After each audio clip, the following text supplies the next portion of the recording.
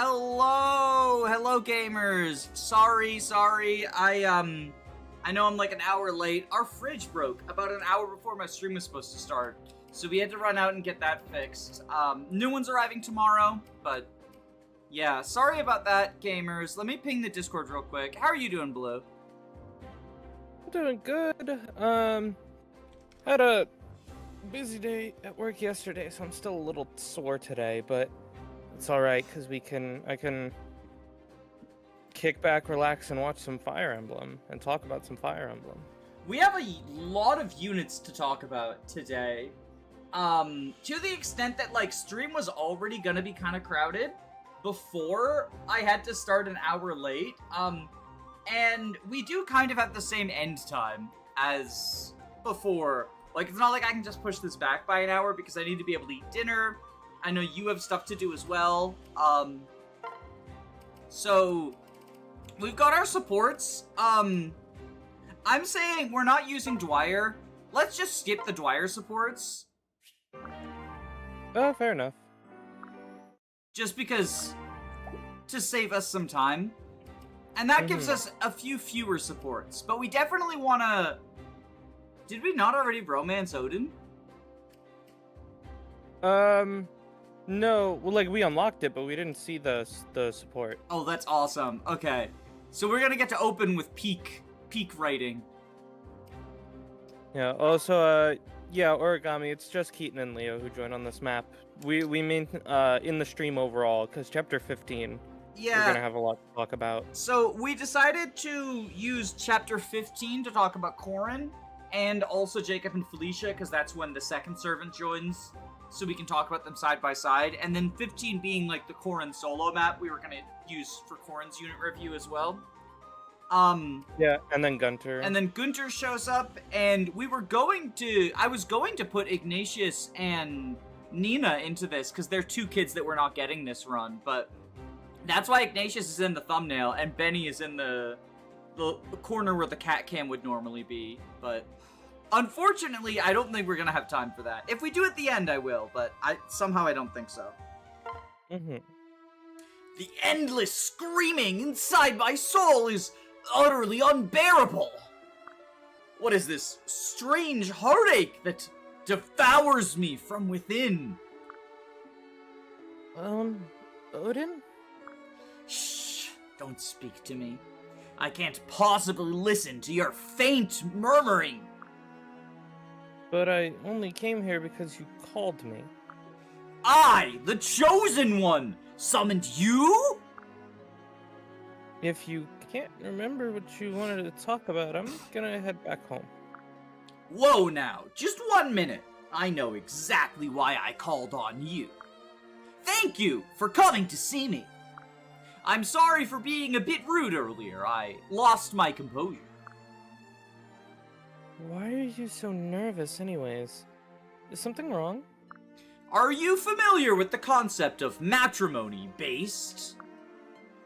What do you mean? Allow me to explain.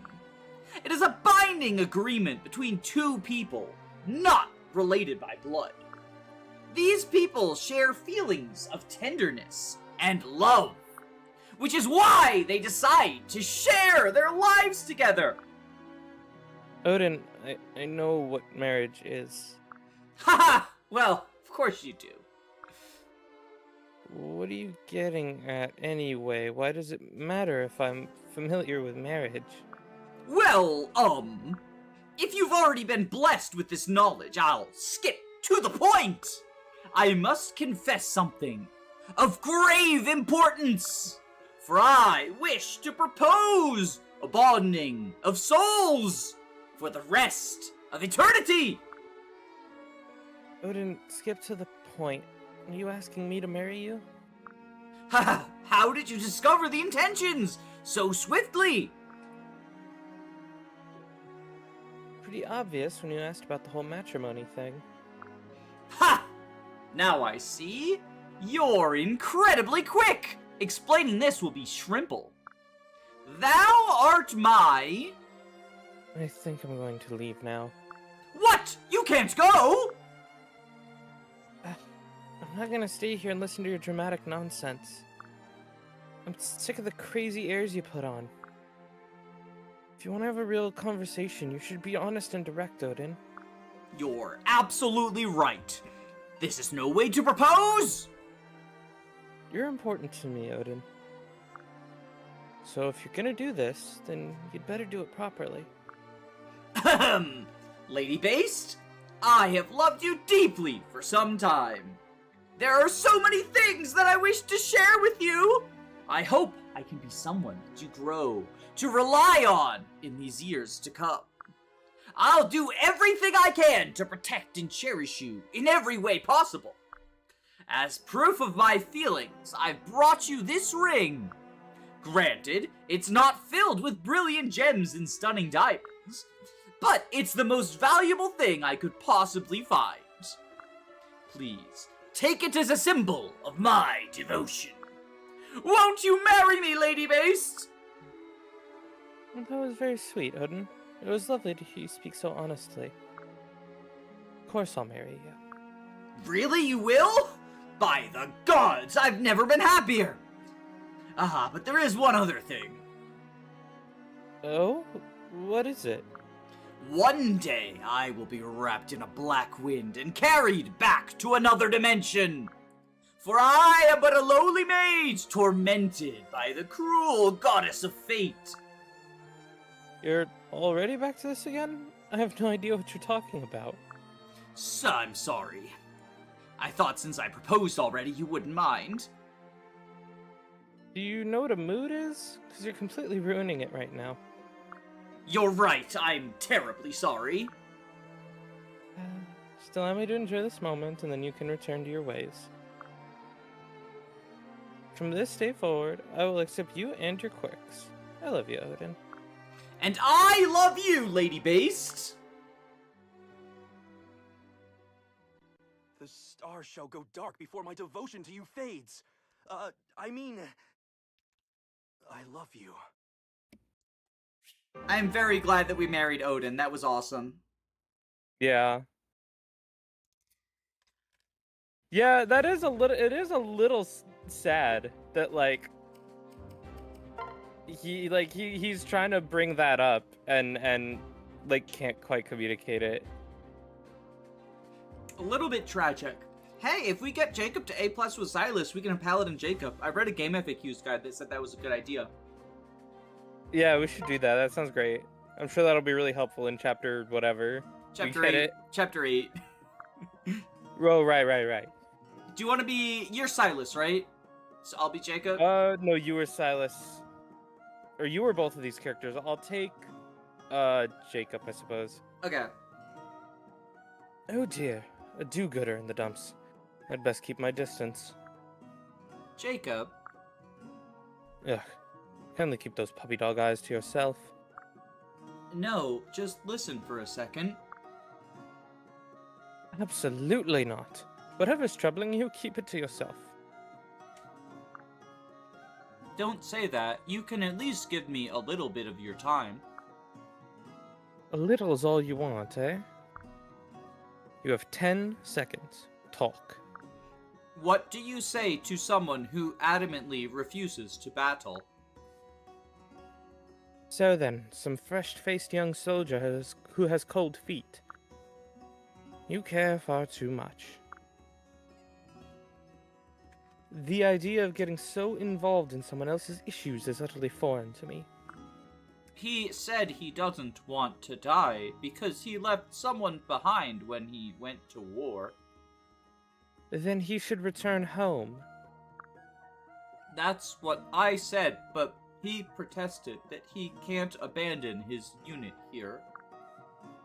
Then he should stay. Come on, be serious. I'm being as serious as I need to be. If anyone isn't approaching the problem with sufficient gravity, it's your soldier. If he had time to share a sob story with you, he has time to think seriously about his dilemma and find a solution. You're right. There's nothing I can tell him he doesn't already know. He needs to decide himself.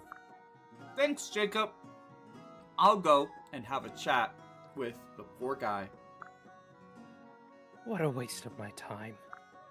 That's how I feel every time Silas is on screen. That's how I feel every time Silas is on screen. Alright, would you rather be Silas or Camila? Because it's in character.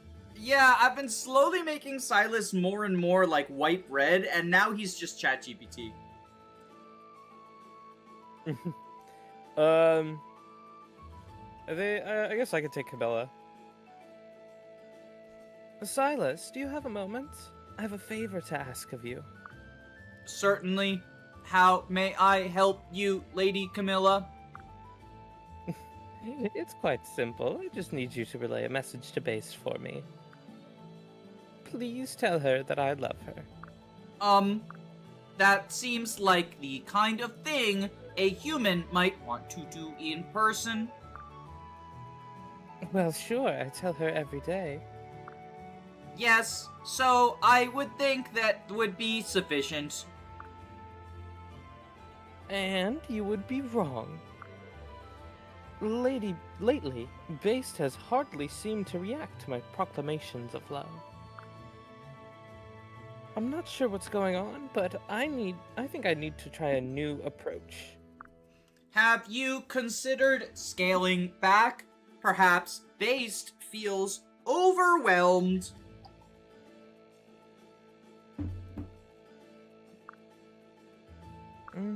Never mind. I would be happy to help. Now, what exactly would you like for me to say? Let's see. How about, I love you, Schmoopy. And you're so sweet. Please be sure to relay both messages, and accuracy is paramount. Is something wrong, Silas? Not at all, Lady Camilla. I will carry out your request. See, his dialogue even is robotic. Like, he just should have said, negative, Lady Camilla. I will carry out your request. Yeah, he's something. And then, I'm Azura and you're Based. Yeah. Oh no. Based? Is that you? What's going on? I'm fine. Getting some water and drop the glass. Be careful. There are broken shards everywhere. Oh, that's really bad because both of these characters are always barefoot because of the writer's barely disguised fetish. Oh, true. What are you doing up at this hour? You look like you've seen a ghost. I'm alright. Really. It's just a bad dream. Goodness! It must have been that thrashing about. You're dripping sweat. Poor thing. Here, I'll get you a fresh glass of water. Oh. Thank you, Azura. Did you want to talk about it? Your nightmare, I mean. Nah, it's no big deal. Your decision to side with Nora is really troubling you, isn't it? Seriously, Azura? How do you figure this stuff out? Can't hide anything from you.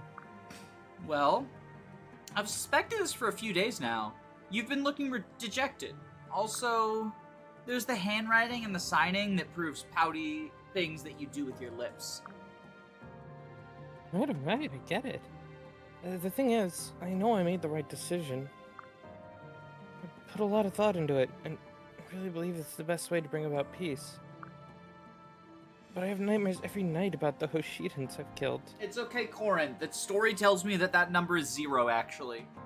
I was just about to say, you mean the amount that you've non-lethally wounded? Yeah. Based, you knew this path wouldn't be easy when you chose it, right? Yeah, no, the tooltip said that this was the hardest route, so I knew that. Yeah, that's true. If you believe this path leads to peace, then you have to keep walking down that road. 0, because we haven't gotten to the Kitsune chapter yet. True. True, the only chapter where we kill people. You're right. I can't give up just because it's hard. Thanks, Azura. Honestly, though, if I was Corin, I would also kill everyone in Kitsune Lair, because, like, goddamn, that map's gimmick is so obnoxious, I would need to vent my rage somehow, and, like, murder would be the way of choice. We'll talk about that map when we get to it, but, like, I absolutely hate that map, and it makes me even more sad that, like, I love the Kitsune's design, and they're just really bad, like, in the player's hands. And then the one time they're very strong, it's as enemies, and it's because of, like, obnoxious bullshit. Yeah. We do have... Yeah. We're gonna promote, and then we have a couple of units to talk about. Yeah. Corin Noble is a class. Yeah. Oh. Now that's interesting. I've never had that error happen. Wait, what error? What happened? Oh, you couldn't hear the noise. Yeah, I can't hear the game audio. So, the previous, like, very, very old versions of Citra had audio issues when promoting.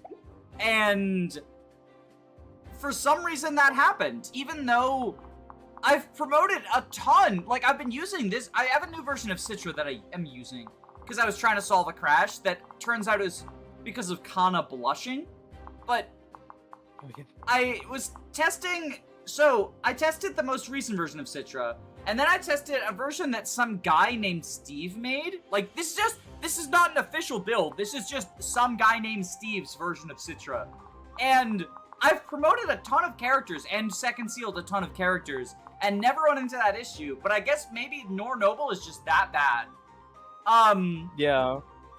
The thing is that, like, so, the biggest selling point of Corin Noble is Draconic Hex, a skill that is not even good in Conquest and Birthright. I do legitimately think that, Draconic Hex is very, very good in Rev specifically, because enemy stats are high enough that you can, like, actually get the benefit from debuffing them, but even if you're not one-rounding in the late game of Conquest and Birthright, you're probably two-rounding without Draconic Hex.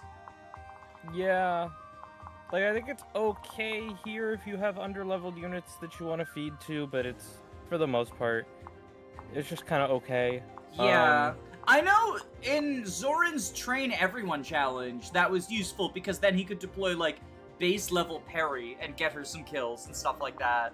But, that's not a normal playthrough. Yeah. And in a normal playthrough, the people you're deploying are probably... Like, I think it's a bit of an oversimplification to say everyone you're deploying is one-rounding everyone. However, I think that if you're not two-rounding without Draconic Hex, then you're probably just a utility unit. In which case, like, yeah, it's nice to have your utility units like Rally Bots able to do good combat, but even then, it's just not the best. Yeah. But, oh, what I were you saying? appreciate that it... I was gonna say, I appreciate that it gains tomes. I don't think Corin... I mean, we don't have sea swords. Normally, if you're being in Corin Noble, you would just want Corin to use the Levin sword. Yeah. But tomes are still useful for something like Horse Spirit, or something.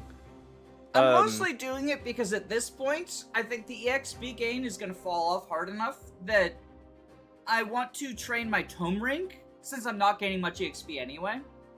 I want to train my tome rank for Malik. Yeah, no, that makes sense. It just sort of in practice ends up being like a worse version of Dark Knight. Which, granted, Dark Knight's a pretty good class, so like... And this does have the Dragonstone, which is still... It's sort of... The Dragonstone now is sort of reaching a point where it's not quite as good as before, but it's still nice to have.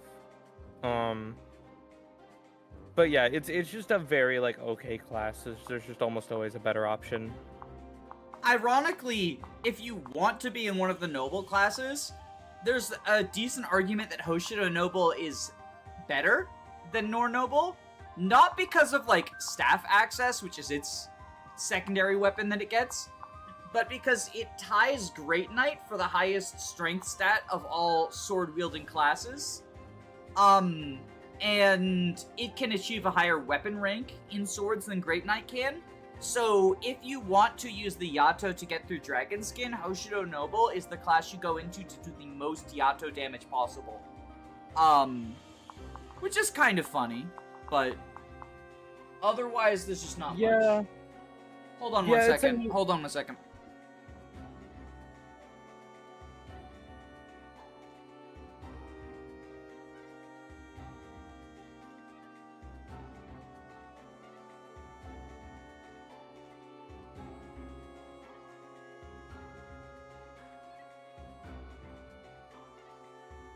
No, very human being.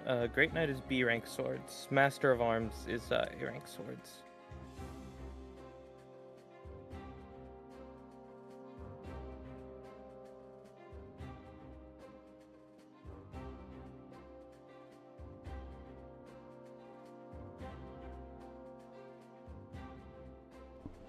Alright, we do have 2 new units though. I know we, talked about Noble, and I guess we'll do a refresher on that when we talk about Corin. But, let's talk about the one who's blue first, and then the one who's green. Because I like both of these units, and I feel like I'm higher on both of them than the general consensus is. I'm very high on Leo, and I recognize that part of why I like Leo is the route that I have the most experience with is Revelations, and he's a lot better in Rev than he is in Conquest, but I still think he's very good in Conquest. Also, because the weapon rank thing came up real quick, just to address that, people talked about it a little in chat. Cavalier, Great Knights gain A lances, and then Paladins is the only class to get 2 A ranks other than the noble classes, but it has less strength, so that's sort of the trade-off. But anyway, these two. So, yeah, we'll talk about Leo first. Leo's, I mean, just look at the bottom screen. I don't need to tell you that this unit's bases are good. 34 HP, I believe, is the second highest base HP in the game? In Conquest? Or third highest? It's very high. This bulk is better than Benny at base. It's like a bit less defense, but more HP, way more res. Enough speed to knock it doubled without Wary Fighter. Yeah, and that too, of course, which is a huge part of it. 15 speed is okay. It's the same base speed as Xander. Yeah, in and fact, Xander's a unit who's often thought of as a little bit too slow. So the same is true of Leo, I would say. Yeah, but just they're both in the tier where their speed is fixable, you know? Mm-hmm. They're a bit slow, but it's good enough. And huge magic. In a lot of ways, Leo sort of feels like the sort of magical equivalent to Xander. Their PRFs, I believe, are both 10 might 80 hit. Of course, Leo's has a way worse secondary effect, but yeah. I've had Aegis proc 5 times in all of my. I use Leo in basically 2/3 of the runs that I do of both Conquest and Rev, and I've had it proc 5 times. And it's been relevant 0 of those times. If you put yourself in a situation where, there is the argument of if you're tanking a bunch of enemies, it can potentially be I think this would be better on a unit who is relying on dodging.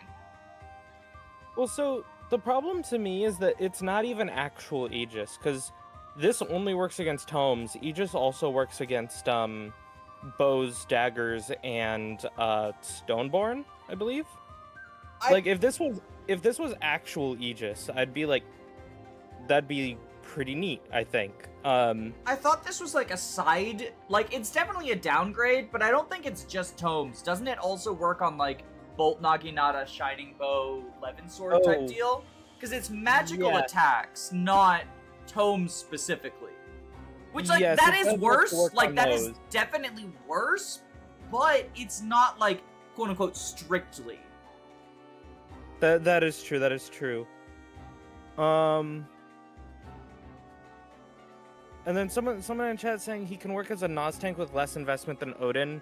I like Sorcerer Leo a lot, and I think he wants to go into Sorcerer, not immediately, but at some point.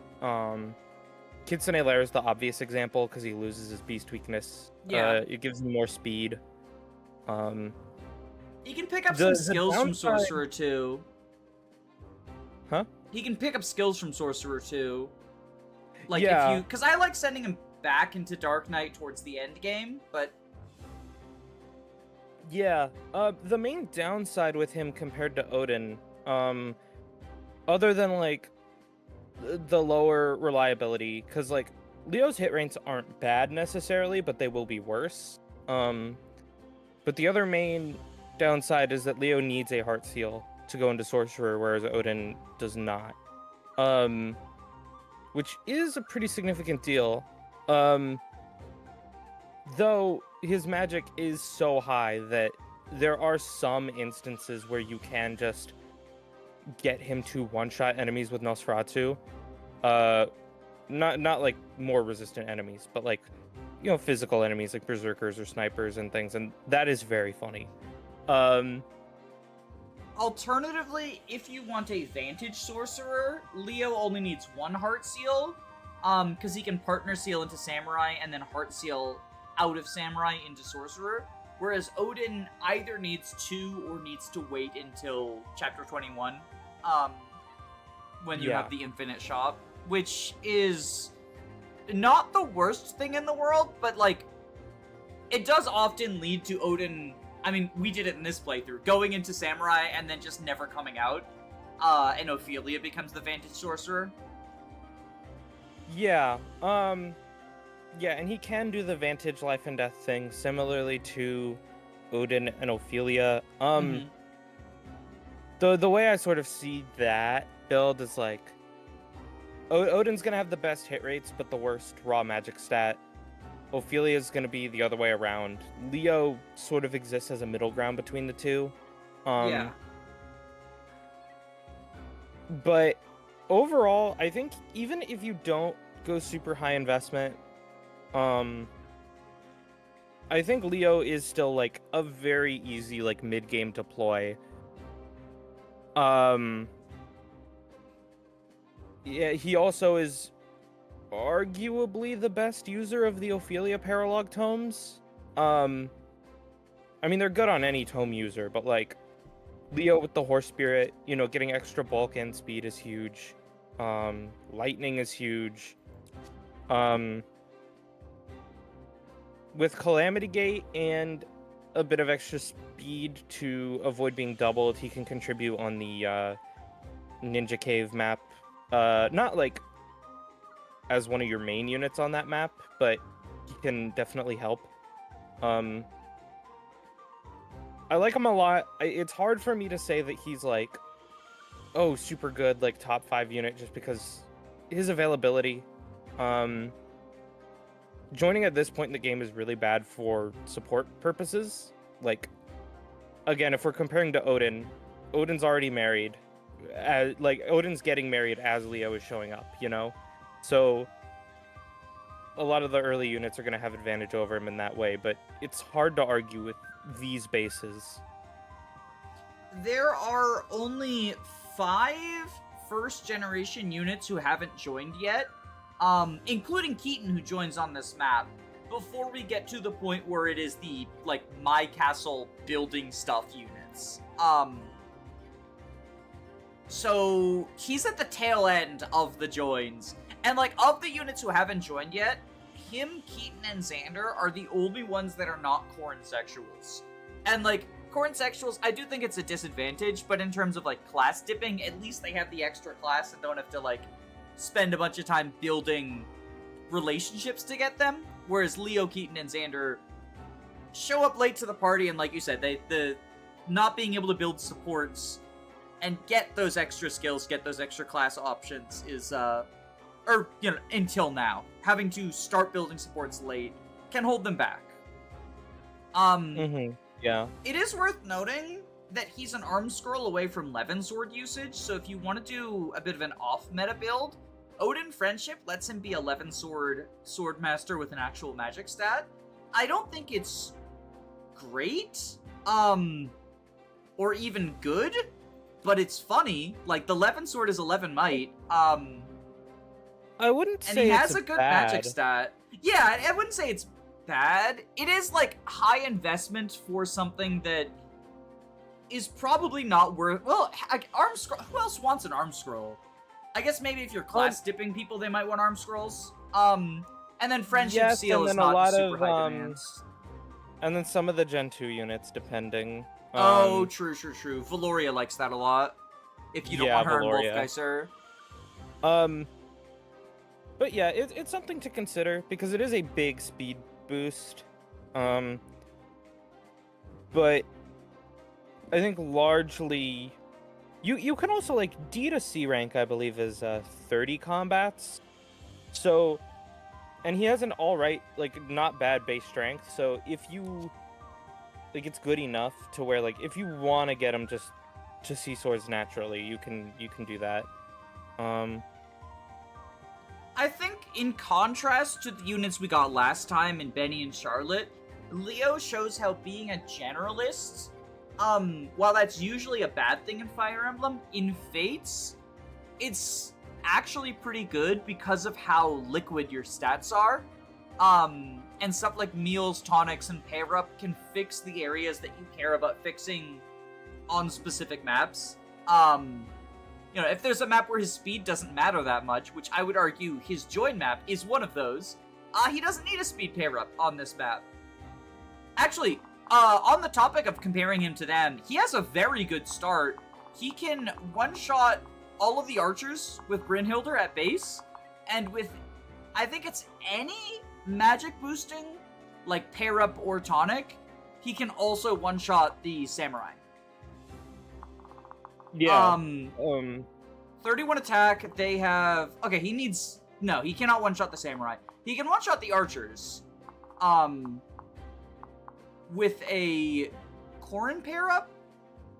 I was doing some testing beforehand, like testing out for my strategy, and he one-shot the archers, and I don't know if that was because he had a pair-up. He should. He has 33. Oh, it's because of, Oh, wait, no, that's against injured foes.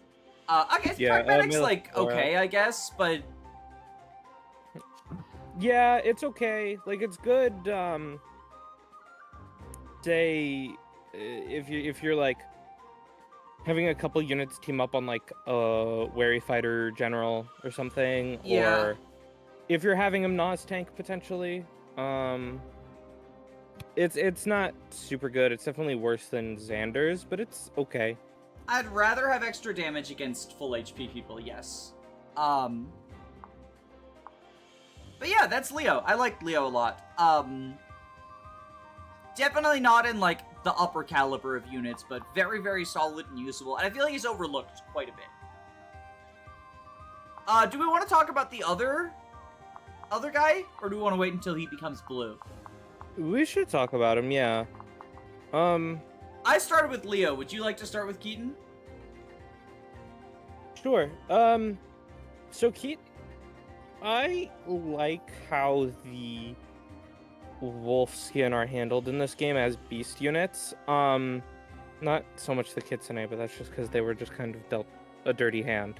But like I've been playing through, you know, Tellius for the first time recently, like playing through Radiant Dawn recently, and it always struck me as weird that the Lagoos have the sort of trade-off of you have really good stats, but you're one range locked, but also you have the transformation gauge stuff to worry about. And here, you know, the Wolfskin, they have the same trade-off of great stats, but one range locked, but they don't have a gauge to deal with. Which makes them feel really nice to use. Being locked to the stones does limit them somewhat. Like, it's pretty hard to make Keaton or Valoria a main, like one of your main combat carries. But he is very good first of all, everyone knows that like Wolfskin and Wolfsigma are very good pair up. It's just strength and speed, like very good. But even like he's not just a pair up bot, because you can pair him up into someone, and then if whoever he's fighting with is on low health or just isn't good against a particular enemy, you can switch to Keaton and he's gonna be pretty good. The stones also in general give pretty good bonuses. Like both of them give better boosts than they do, like stronger boosts than they do decreases. And he just ends up being like, I was gonna say filler combat, but filler I think is like not doing justice to the fact that like when he is in range to hit the opponent, the damage is very good. Like, I don't know. Especially because oh, that's the wrong one. He does effective damage to cavalry, which includes the Pegasus on his join map.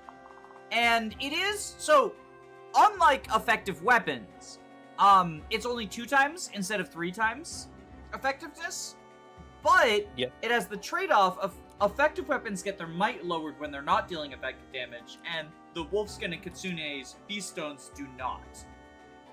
It is exactly what it says on the tin. It's a 6 or 9 might weapon, but then it just becomes 12 or 18 against horses, which can be enough of a buff. To ensure kills that he wouldn't get otherwise, which is nice. He's also, much like Leo, not as tanky as Leo, but 14 defense, 35 HP is very respectable. Yeah, that's with the less tanky stone as well. Yeah, because this one reduces his defense by 2. So with the Beast Ruin, he would have 20 defense. Yeah, 20 defense, 12 res, 35 HP. Yeah, that's like... That's a lot. That's a lot for a unit with, like, 35 HP is a lot in Fates. So his ability to switch between high offenses, high defenses, is, depending on the situation you want, is very valuable. Eventually we'll get the Beast Stone Plus, which is like a silver weapon. And I know a lot of people don't like the silver weapons because they debuff you every time you use them. But they're very good player phase tools, and you just trade something off of someone or put them in a position where they want enemy phase. You don't need to enemy phase with every single unit every single turn. They can be a very good delete button for threatening enemies that you just otherwise wouldn't reach the threshold for. And it's only -2 on each use. So if you use it once to delete a single enemy, you recover 1 next turn. Like, you're not that far behind your stats. Yeah. And it gives like +6 speed as well, the Beast Stone Plus. So it's very good at reaching doubling thresholds as well. Yeah. Which, like, his base speed of 16, well, I guess it's only 13 plus 3 from the Beast Stone. It's so hard to, like, look at his stats, because I mentioned liquid stats with Leo, but, like, Keaton can just equip a different weapon to change his stats, which is kind of cool. Like, I mean, a lot of people do that. You know, steel weapon makes you slower, practice katana makes you faster, but Keaton, that's his whole gimmick. His alternate class line of fighter, I see some people mentioning it in chat, and I would agree that, like, fighter is a good class line and he has the stats to make it work. I think leaving him in Wolfskin is probably better. If you do just want to backpack him, either Berserker or Wolfgesser are, like, both very good backpack classes, but in terms of, like, letting him be the backpack who can also do combat when needed, by switching to the front if, like, hey, he's in a flyer's backpack and there's archers this turn, I think Wolfgesser is just better for him. He can make use of the Beast Stones, and he has a higher stone rank. He's not going to have to work his way out of bronze. I think his daughter probably likes the fact that he passes down a very good class for her, but for Keaton himself, I kind of just prefer leaving him in Wolfgesser rather than doing any sort of reclassing shenanigans. Especially since, much like Leo, he shows up late and doesn't have any fast supports, so he's building them even slower than Leo. Like, at least Leo can dip into Samurai in 4 maps. Keaton doesn't have any fast supports. I think if you want to use Keaton, which we're going to use him at least short term, because I want to get Fighter Friendship for Laszlo. Fighter is more of a, like, class you pass on to people than you turn into. We have someone in chat asking, please pair him with Mozu. We have good news for you. Yeah, we planned out our pairings a couple of weeks ago, and that's what's happening. That's what's happening. We won't be reading the S support just because I don't want to read the S supports of any of the characters that are portrayed to look like minors, but we will be reading their A through C, so... Yeah, the big thing that does sort of hold Keaton back a little bit is his base skill is okay, but his growth isn't super good, and... Oh, actually it's 10? Yeah, no, he's getting 5 of that from his weapon, I know. Never mind. Okay, yeah. So his base skill is kind of poor, his growth is poor as well, and I think if you put him into, like, Fighter, it's lower than Wolfskin. And he has to deal with Gamble for at least 1 map. Yeah, so Wolf Segner helps because it has higher skill and it has a plus 10 hit bonus. Wolf Segner's class bonuses are plus 10 hit, plus 10 crit. Because it's considered a 1-weapon class, right? Yeah, and it reaches S in stones. So, like, his hit rates as a Wolf Segner are good. Like they're fine enough even with the Beast Rune. But if you put him into, like, if you want to turn him into, like, an axe unit, like, go to Berserker, he's gonna have hit issues. Which is why, even if you're not just using him as a backpack, I generally prefer him in Wolf Segner. I like the Wolf Segner skills as well. We talked about Beastbane, but Odd Shaped means that every other turn he gets plus 4 to his damage as well. Which you do have to, like, it's another thing on the mental load, but you're gonna have more odd turns in every playthrough than even turns, because turn 1 is an odd turn. At the very minimum, you're going to have the same number, so it's going to benefit him more often than the counterpart. And then I think it's odd. I know even better is the better odds. That's what it is. Yeah, lets him recover, I think, 40% HP every other turn. Yes. Which, in that instance, it does kind of suck that it's on odd turns, because the first time you get it is on turn 1 when your HP is guaranteed to be full. But even then, like, hey, this character has a weapon that lets him get even bulkier, and a naturally high physical bulk, and a naturally high HP stat. Yeah. I wonder if he can benefit from recover. Yeah, like, I think after a promotion and, like, maybe 1 or 2 levels, he's gonna have 40 HP. So, like, 40% is, why am I blanking out on math? 16 HP.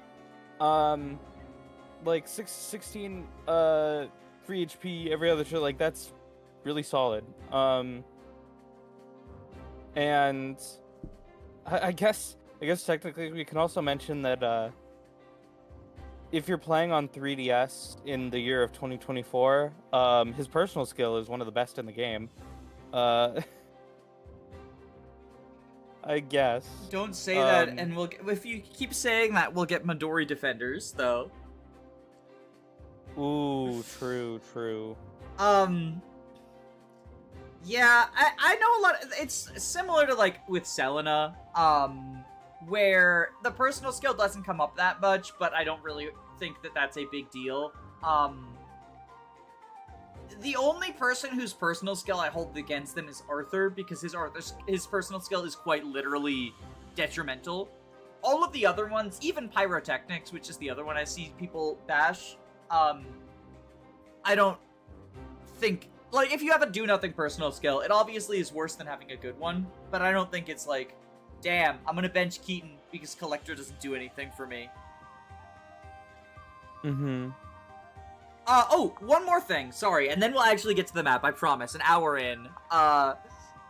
you mentioned being one range locked, which does legitimately suck.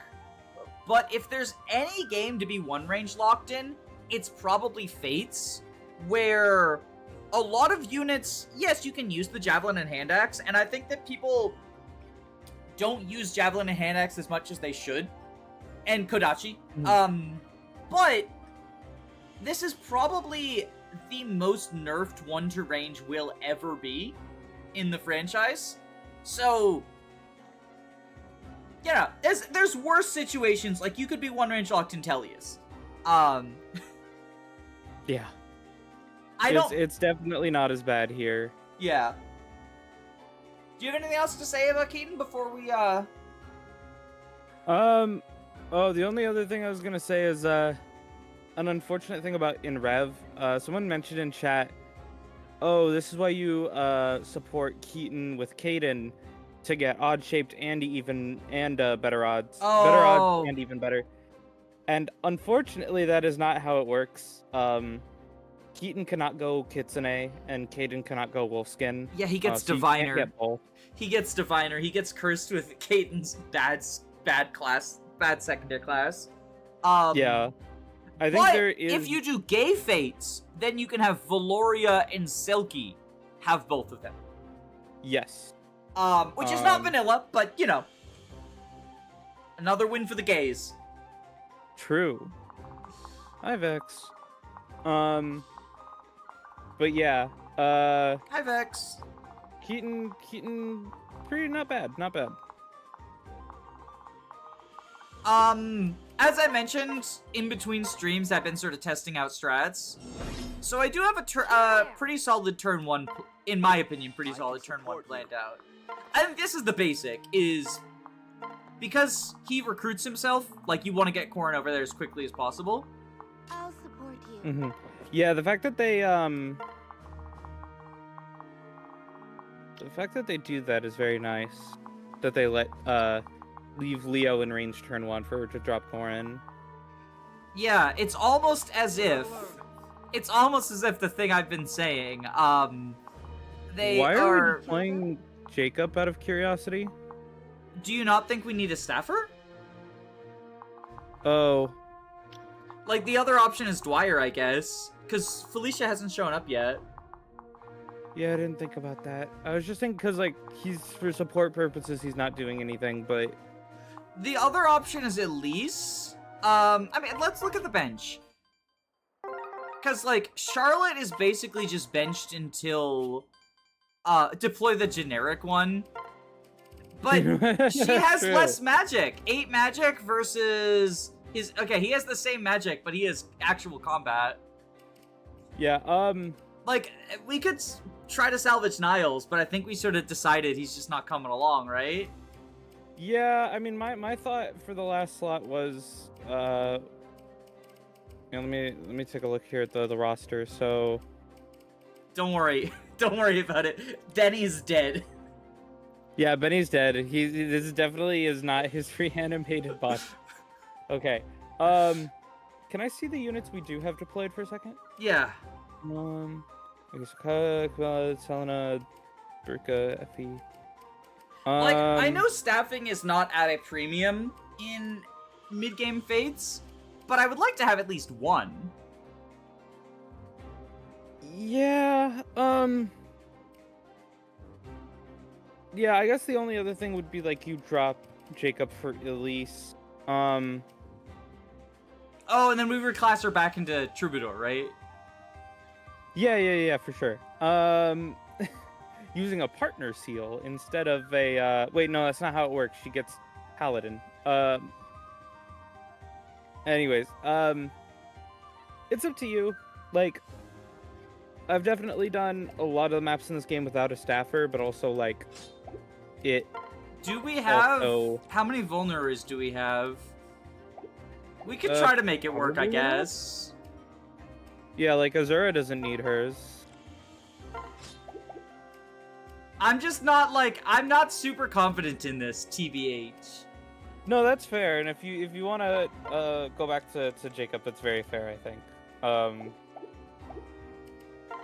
Yeah, I think I'm going And to. also, Yeah, and Elise doesn't, she doesn't need immediate deployment for anything, so... She doesn't have any supports to build. Like, that's the thing, is if we had someone whose supports need to be built, We won't give up. I would do that. But Elise doesn't have any supports that need to be built. She already got married. This is my mission. Heart Seal and early promote Selena? True. The real staffer we need. Well, but Selena has a job to do. Like, I'm sending Beruka up there, and it's not because I have faith in these fucking stats. Oh yeah, and also he has Gentilum. Like, that's the other thing, is I was like, oh yeah, and he can Gentilum, and he can do some combat. Alright, how was this? I think it was going to be... Kaze over here with the hunter's knife. On my honor, Silas here to build support. we'll be just fine. Rally. Let's do this. Mozu probably wants to go down, right? No need to worry. Just for Keaton. Oh, I was gonna have Mozu help kill these flyers that I'm baiting over. I won't let you down. But We maybe have we can have Pokemon Mozu go though, down. right? Because, so, my strategy that I did on the second turn, I got Keaton up there and had him pair with Mozu, and then had her shoot a flyer. Oh, yeah, that's fair, I guess, yeah. Stiff upper lip.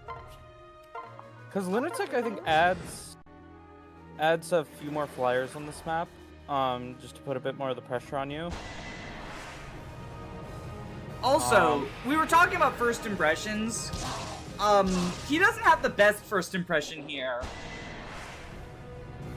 Yeah, they immediately show you, hey, this guy's one range locked, by the way. But the fact that he doesn't even take half despite being dual stricken is like something. Yeah.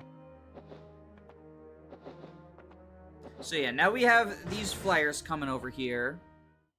He recruits himself. So then I had him... Oh, I think I moved Mozu over actually so he could pair into her. Ready for this? Because then I had... Yeah, I might have fucked this up. Yeah, I did. Okay.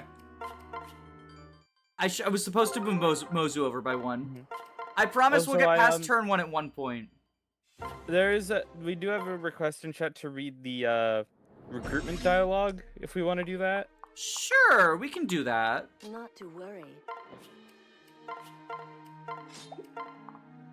I have faith in you.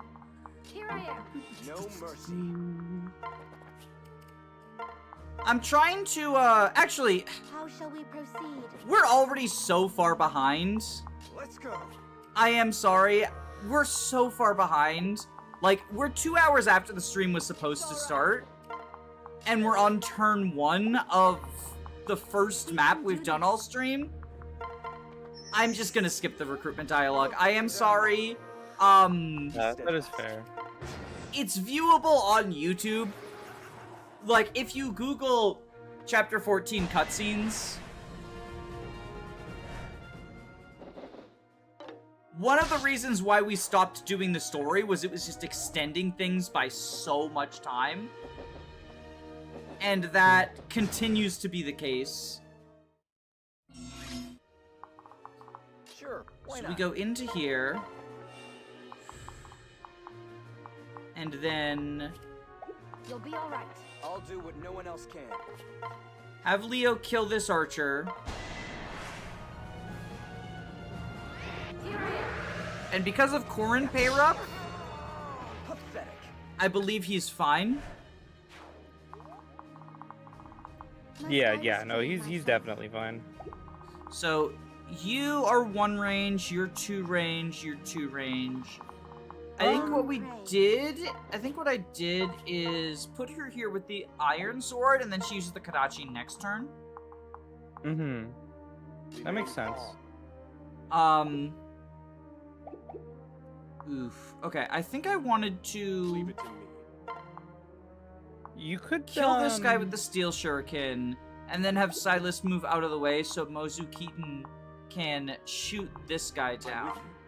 Well, alternatively, he could also use a hunter's knife dual strike with the javelin, right? Yes, but then Mozu's not doing anything productive. Like, I want her to start building support points with Keaton. They need to do 6 combats this map. Oh yeah, she doesn't one-shot the samurai, does she? She might. She might just be that strong. I mean, she has 27 attack. +4 from quick draw, 31. You lose some from a little bit from weapon triangle, though. Yeah, no. Yeah, that's fair. Alternatively, wait, no. Oh, no. Yeah. Because alternatively, what I can do is move Silas here, have Mozu shoot this guy, then have Laszlo take this spot, bring Keaton out.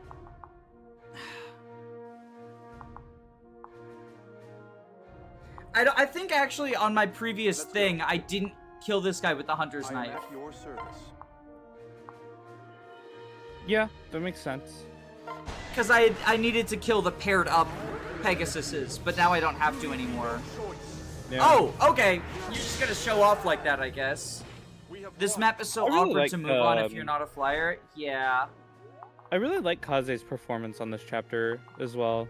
You're not alone. This could be Is there any way Effie could shoot down that guy on the right without being in range of the archers? No. Ah, unfortunate. And I believe she gets one shot by them. No, actually. But then Yeah, she she'll would get follow up double from checked, these though. guys, though. We're not alone. Yeah, she can still help out. do this?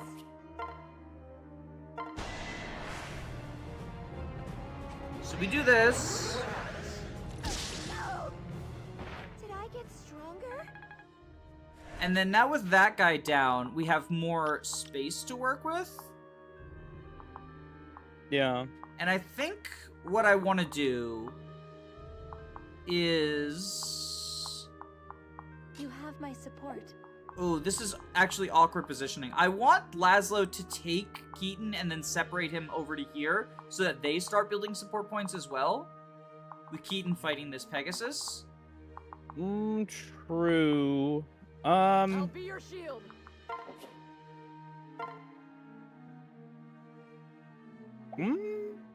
I could do this. She's clogging the point without being hexing rod range.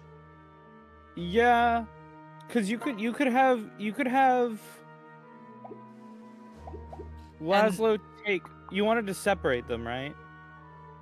I can do this. You want to have Laszlo take drop Keaton.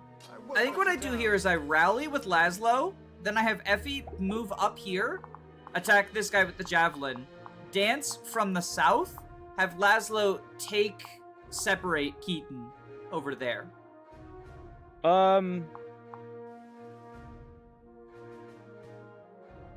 Alternatively, what you could do is have him take right now and then rally, and then after I'll help. he gets danced, he can fight someone with Keaton pair up. So like that. Protect you. Yeah. And I think we use the javelin just so that the Pegasus won't attack Effie, because it will see that she counters. I'm with you. Oh yeah, sure. Good. God, she's so good. Here we go. I was going to have Keaton in the front because with his like beast effectiveness against the Pegasus.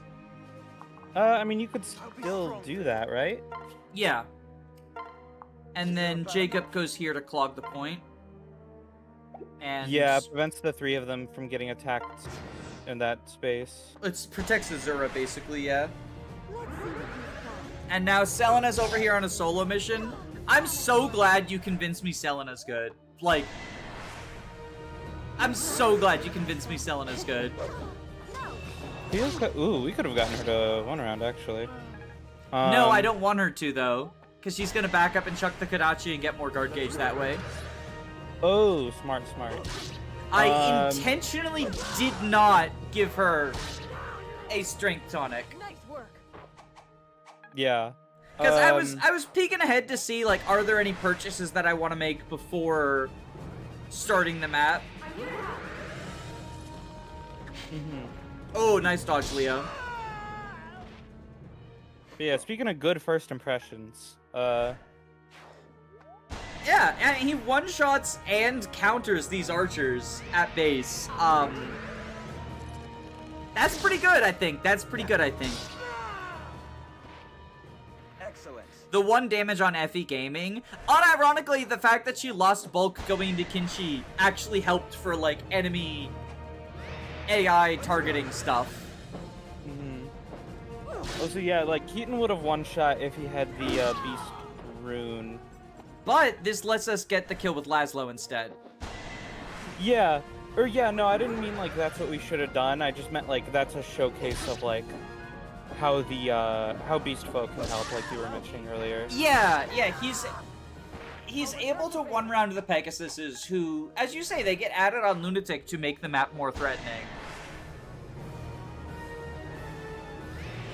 Yeah. I love why the skull they, on the Dark Knight. Yeah. Still not as good as Engage Mage Knight getting a little wizard hat, but pretty good. Oh, true. Oh, okay, damn. you want to be fancy, Leo. Damn, I wish I hadn't turned that cutscene off. One. I turned that cutscene off so that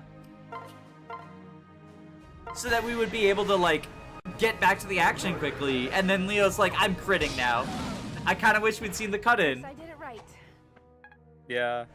But yeah, I don't know why they decided to make skills that give effectiveness 2 times effectiveness. Because it's not just Beast Foe, it's also Golem Bane as well, is only 2 times. Yeah. I guess they were a little afraid of skills giving effective damage being too good. I think So they decided to make it weaker. I think if you're of the Fine. if you're of the mindset that, like, the effective weapons, which are super, super strong, especially because of dual striking, are 3 times, being able to give that effectiveness to a higher might weapon with no drawback feels like it would be a little bit much. So, the question is now, there's no time pressure. So rather than, I'll be strong for you. what triggers the reinforcements? There's a vertical line, right? Is it this one? I believe it's either that one or one right. Either way, we can start baiting the Enfeeble, or the Freeze Lady. We can't do Enfeeble, but we can bait the Freeze Lady. I know that this strat is, like, cheesy, but I don't want to get hexed. Selena's, like, on a mission to get rid of the Hexing Rod Lady. I guess we can have, like... I'll protect you. I think... How much damage does Kaze take from the archers? So he has 11 defense while paired up.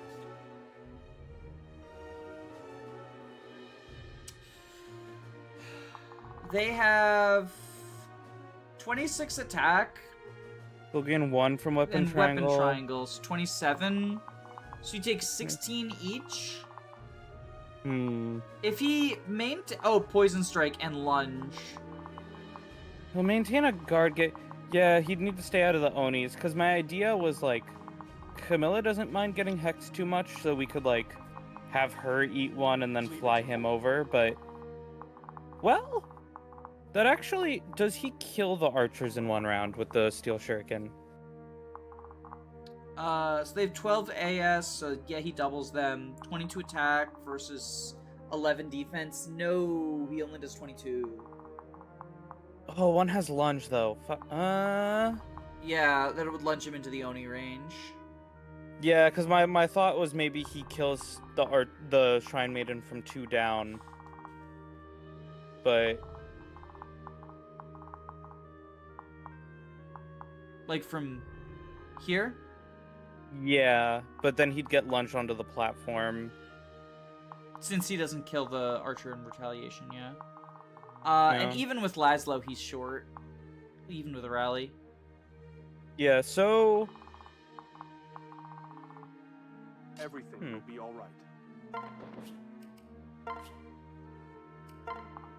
Be careful.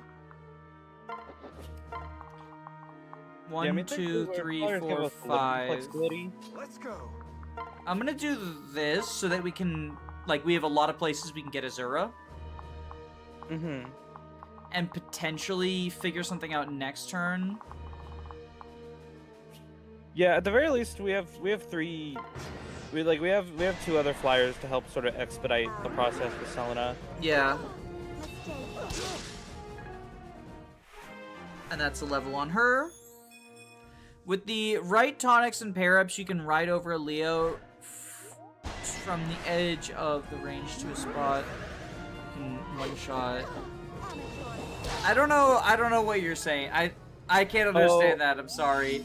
I think they're saying you put Leo at the edge of Hexing Rod range, and then next turn he's right in range to, like, attack from 2 down, like where I was saying. And then, like, you just need to stack up your magic. Yeah, and then he one-shot. survives, yeah. I would like to emphasize, just because it says it on screen, please do not backseat game. I appreciate that the intent is to be helpful, but it just ends up being annoying more than anything.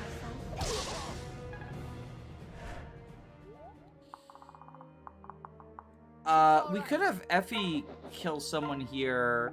The thing is, she gets less. Like, Selena's being 16. Here, Silas, a very important job for you. Just hang out over there. So, the funny thing is, the freeze, I think, is definitely the least worrisome thing on this map. Because, like, for anyone who might not know, the very easy way to deal with enemy freeze in this game is just end turn with units unpaired from one another, but, like, next to each other. Yeah. So whichever one gets frozen can just pair into the other person. I can do this. Right next to you.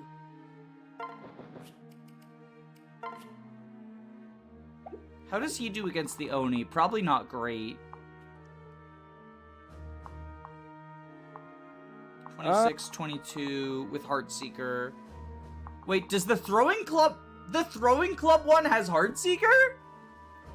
Why give that to the guy who can do 2 range and not the guy who's stuck on 1 range? I don't understand. Okay. Beat me. Try to pull your weight. We'll be just fine. Oh, right.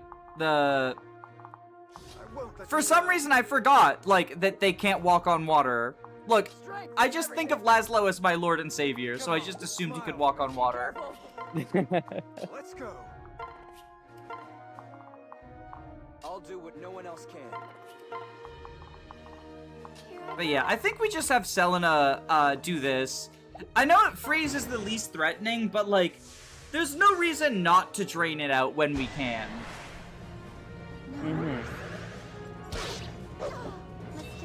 Phew. What are your thoughts on the maid butler class? I actually really like the butler maid class. I think that most units don't want to be in maid or butler if they have another option. But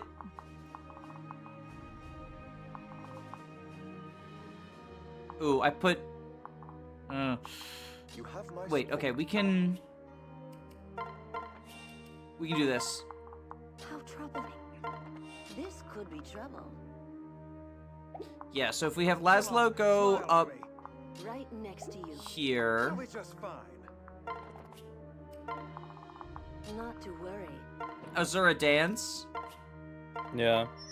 This is a really nice way to earn, this is really nice for earning support points with both Keaton and Azura as well, for him.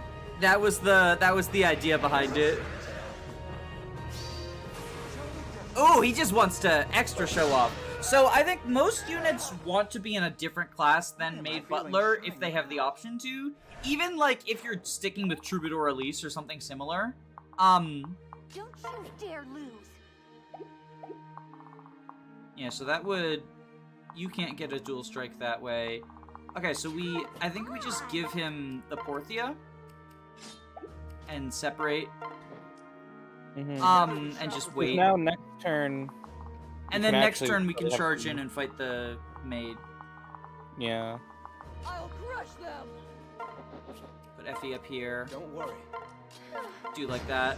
But I think the reason it was designed in most likely was so that Felicia and Jacob, who we're going to be talking about after this map, since we get the second servant, could sort of serve as Jagans in a non-traditional way, in that, like, their class ends up letting them down more than anything. I will say, I do find it... We can do this. Well, no, I kind of get why. I was gonna say it's a little weird that they are the class to get S staves, and that it should have been strategist, but I guess the trade-off is that strategist has higher move, and so that's sort of the idea. So we can leave Azura in hexing range, potentially, although the idea is that there will not be any hexing range left. Be careful. Yeah, okay. Because he kills her, and then... Yeah, he's only going to take one of these two. Yeah. So yeah, we do just that, do that. And then that gets him some bow rank, too. And again, more Keaton support. Sakura being unable to reach S-rank staffs is very funny. Yeah, I feel like... So the thing is that on some level, Priestess feels like it should be the S-rank staff class. But then on an entirely different level, No hesitation. Allow me to join you. Priestess actually has really, really good Go, go! stats. Like, class stats. Fine. Um... On. It's just held back by the fact that on Birthright specifically, bows are a bad weapon type, and yeah, this vertical line is safe. We could just do this, but like, I think I'd rather than fight Laszlo. Can we do TBH. That's fair. Yeah. Such a nuisance. Because he's a unit who we do want to get to rally skill quickly. On guard. I think the line is down, like, from the chest, the treasure chest up there, down. Okay, let me pull up a map just to be sure, but I think you're right. Yeah, Conquest. that's always the rule of thumb I go with. 14. Learn some new steps.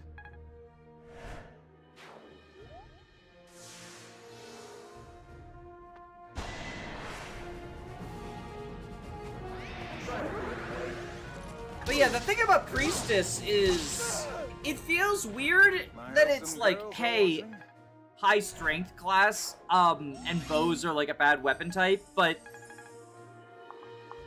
On my honor as a knight. there are plenty of units who are like going in, like Hana, for example, I think appreciates going into Priestess literally just to be a discount archer. We're not alone. Yeah, Priestess, I really like the design of Priestess, honestly. And to a lesser extent Great Master, but that's just because I like bows more than lances in this game, generally. But having like the staff locked, the infantry staff lock class promote into like this really high stat mixed attacking class, like it's really neat. I'll protect you. Great Master is probably a better class, like, just from if you had to choose, which does make it then suck that it's, like, gender We can do locked. this together. But I agree, I think Priestess is cooler. I don't know if I agree, actually. Doesn't Great Master have, like, higher strength? Or do you just mean because bows are No better? one else can. I think it does have, higher strength, but I think the higher might of bows offsets it. We can handle this. And also just being a better weapon type in general.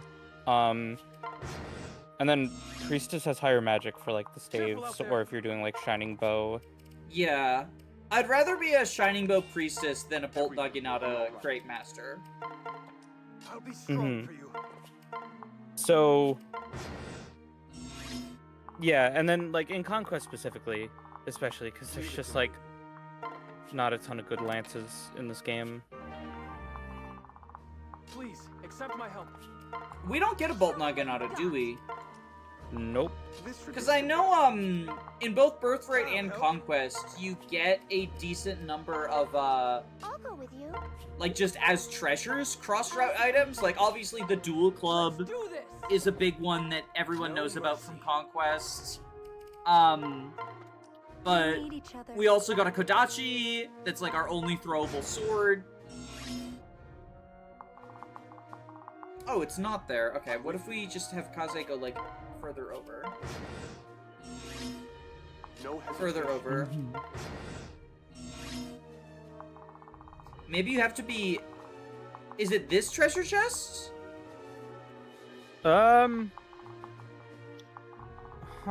I'll do my best. It must be like Strength is one to the right. I think Gotta eliminate. because you just moved Kazi to the right, yeah. Yeah. So I think they'll spawn I'll do this my next best. turn then. Oh, okay. Oh, wait, am I? Alright, let's drain the Enfeebles while we're waiting for that, at I'm here least. for you. Maybe it's not on the top area. Maybe it's only in this main Yeah, central maybe it's area only in here. the boats. I think it might be, yeah, because you can't advance We to can do this Kumagera. together. If you're footlocked, you can't advance to the boss from the This could Top. be trouble.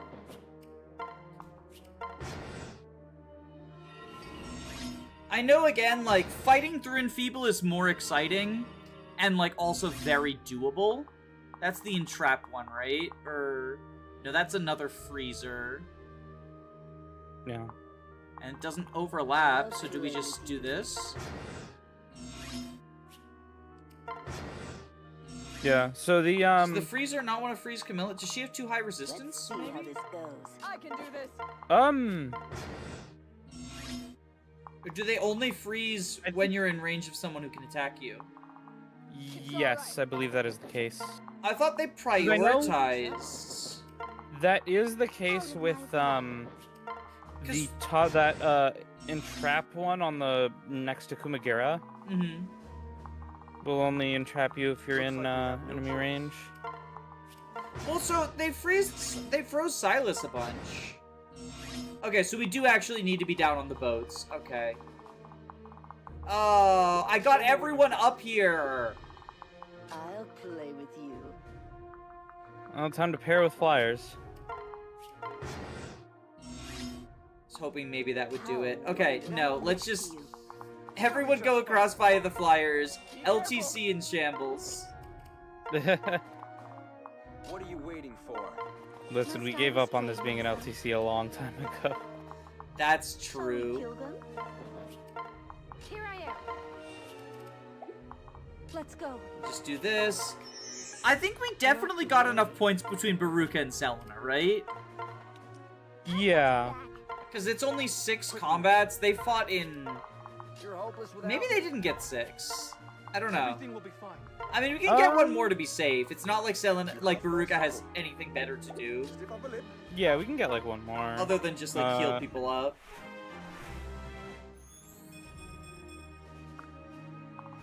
I'll do my best. Okay, all you go up. Pray. Fine. We can do this. Must I restrain myself? Separate. I'm here for you. Beruka, you do not need to restrain yourself. Your stats are bad enough already. I'll do my best. On my honor as a knight. Go, go, go! You Kill go them up all. here. Don't Grab let a it Keaton. No Get need to danced. Sorry about this, very riveting gameplay. It happens. I can do this. You can just give us a Silas. This That's should so be weird. The last Free Staff Lady did, like, was okay with freezing Silas, How but this It's, one apparently um, not. Fine, I'll protect you. I'll play with you. Oh, we're clogging this so hard. That's fine. Beruka restraining herself would just be deactivating her personal. I'll protect you. Be careful. You'll be all right. It's all right. Let's see how this goes. Our prey. No hesitation. Out of my Okay. way. Sigurd ring, yeah. Where's the Sigurd ring when you need it? You may rely on me. Alright, now we can actually freaking Let's end this here. do something. Alright, you Yeah. go there with Keaton. Who does he need to... Oh, he needs to build supports with Azura. You won't lose. Which, like, we can just do by dancing before the Kamigara capture, so we don't need to worry about that. Yeah, now, in terms of who tackles the right group, those archers, my go-to is Leo. But we could maybe, like Leo or Corin, but we could maybe... Oh, see, I have Laszlo set up to enemy phase 1. That's fair. And Well, then I was yeah. gonna put Mozu I guess you waited out the here. enfeebled, so I guess it doesn't matter. Because what I like doing is, I'll protect you. just having someone bulky enough to survive the archer just, like, run up and kill the enfeeble one. Oh, yeah, no, she's just got a chest key. Yeah, so...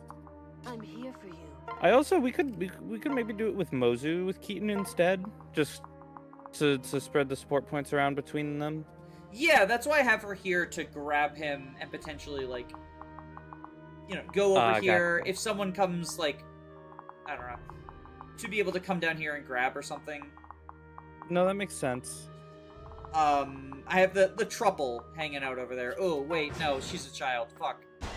I hate Fates! I hate Fates so much! Like, I just wanted to make a joke about the three of them building supports with each other, and then I realized, no, this is a game where, like, mechanically they give you advantages for fucking marrying children off.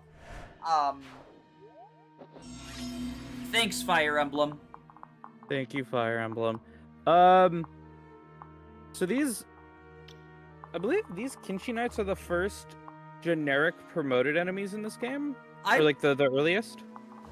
I think so as well, because we had Scarlet was promoted last map, and Reyna was promoted. But they... Yeah, well, so and then technically Takumi. in Dwyer's Pyrolog, but that's like a crossroute thing that doesn't super count IMO. Yeah. So... And then they also add an extra pair here on Lunatic.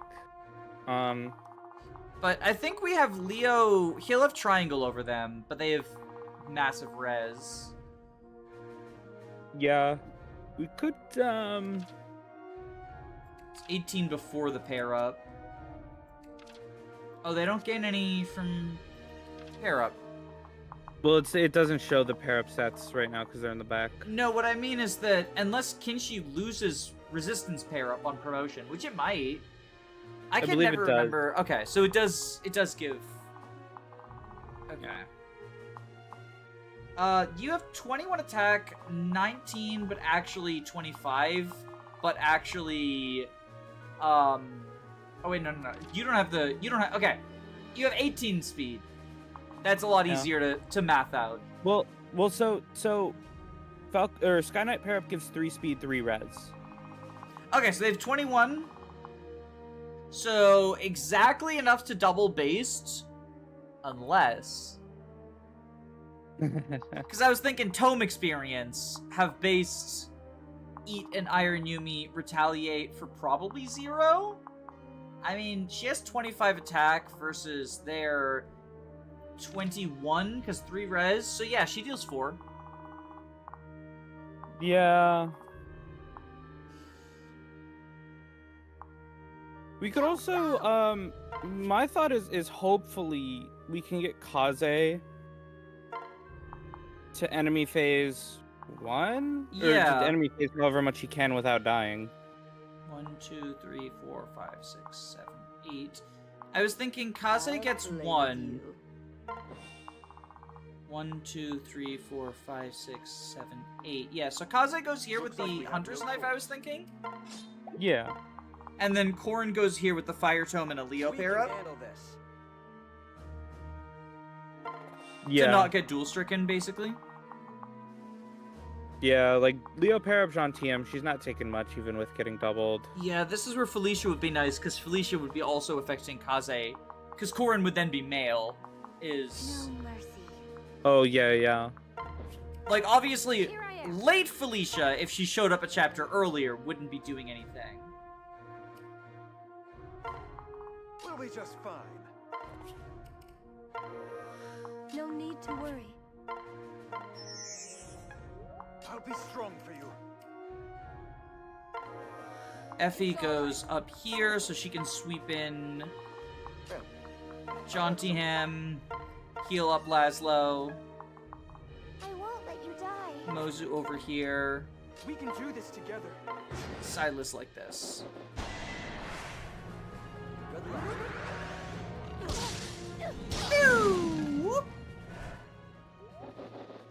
And then Kaze kills one Kinchi. And the Sky Knights have Darting Blow, but no other skills. The Kinchi have no skills, which I guess is like because they're the first promoted enemies. Yeah. And now they're getting ready to pincer attack us. But if we can... Let's go. Okay, I'm thinking what we do is Laszlo kills this one, Mozu grabs Keaton, switches to Keaton, Keaton kills with a Beast Rune. Let's end this here. Yeah, we can do that. And that way Keaton's building support with his boyfriend and also the villager who he knows who he's not going to be involved with in any way, romantically or sexually. Right. Mozu is just the excuse for Laszlo Mpreg. That's the headcanon. I was gonna say Keaton reproduces Valoria asexually, but that works too. I prefer Laszlo Mpreg. Anyway, oh, he doesn't even need to Beast Ruin. He can Beast Stone for the extra accuracy. Yeah. Any time I get an excuse to work Mpreg into the headcanon, I will take that excuse. I spaced out for 3 seconds and come back to Laszlo Mpreg. And what a beautiful thing to come back to. Yeah. I think we want to kill that Pegasus in the bottom pair so that Effie can swoop in and finish off and kill the Kinchi. This one, all right? Yeah. Oh, She had a steel sword. It's on him though. I could. Oh. I'm here to help. I mean, we can like. Yeah, someone else. Gosh. Can We have a Ka- dancer. or, We have a not dancer Kaze. available. Well, what about Jacob? Stiff on the lip. And you didn't want to bring him. Rue. See, this is why Jacob is better than Trim, unfortunately. Many thanks. This is probably Jacob's last showing because we're Quickly now. gonna be trying to get Felicia X Remain calm. Leo. So then we Hunter's Knife here, like so. Yeah.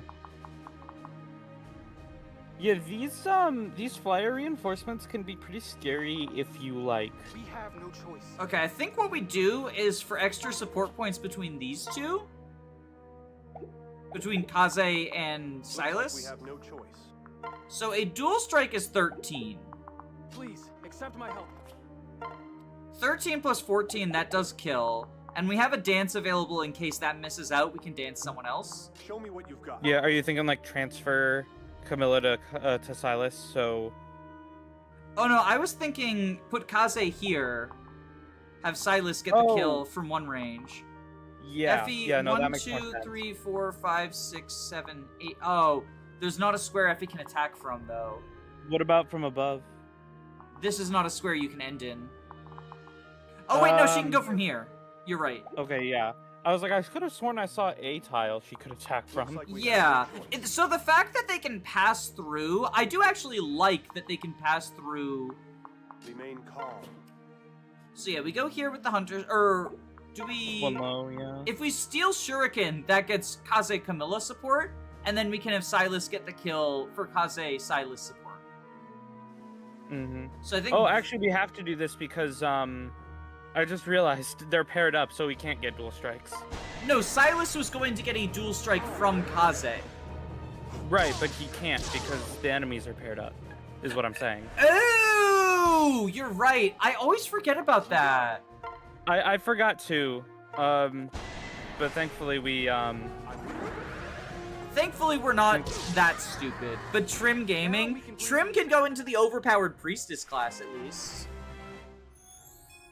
I thought Trim was a troubadour, not a shrine maiden. Trim is actually a dread fighter. Learn the deep Oh, lore. right, my mistake. The fact that she doesn't even die to the fucking Iron Yumi Kinshi Knight. Effie is certainly incredible. Banger Yeah. Silas level up? Indeed. Alright, so I, now you're thinking Leo to fight the archers? Let's go. Yeah, or at least in range of, maybe not all of them because we want experience on other people, but like Yeah. a couple of these guys. Because like, he's not gonna die. We've got this.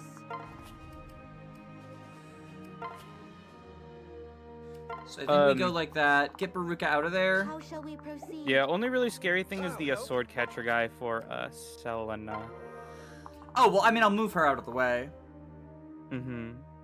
1, 2, 3, 4, 5, 6, 7. Yeah, so if Selena just, like, goes Can we start now? over here, This is mine. and Beruka can go here. Yes, PC, this is Danny's first Conquest Lunatic playthrough. Yeah, Um, I've done a lot of Conquest Hard, and I've done a lot of Birthright and Rev Lunatic, Was but that all?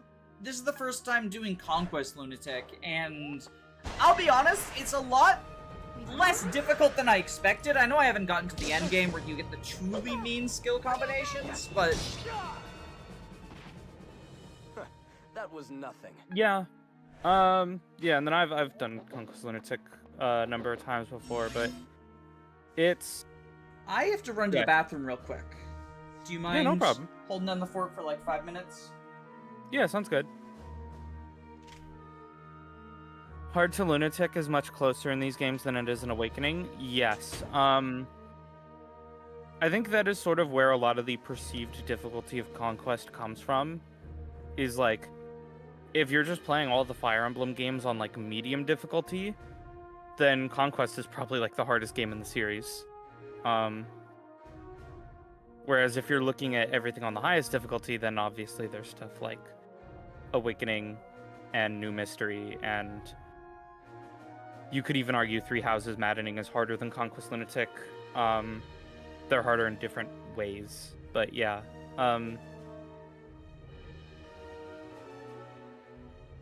Yeah, Three Houses Hard to Maddening is such a jump. But yeah, I think part of me does wish there was a bit more of a differentiation between Hard and Lunatic in this game, but I don't know. I think the Lunatic changes, like... I like that Lunatic adds more compared to Hard as the game goes on. Where, like, a lot of the early chapters on Lunatic don't add too much, and then obviously you get to the late game with, like, Inevitable End and stuff. Gets a lot harder than Hard. Though still, I would say, like, almost every map on this game on Lunatic is fair, even if it's difficult. The one that I would say is unfair is Kitsune Lair, like we kind of talked about a little bit earlier, but we'll talk about that map when we get to it. That one, I'll defend a lot of maps in this game. I will not defend Kitsune Lair.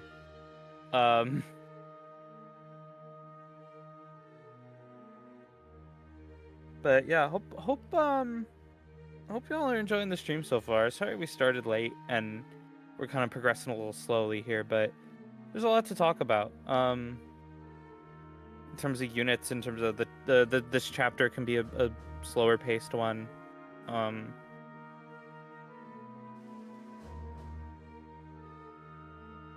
But I'm excited for next map because we just have a lot of units to talk about. Chapter 15.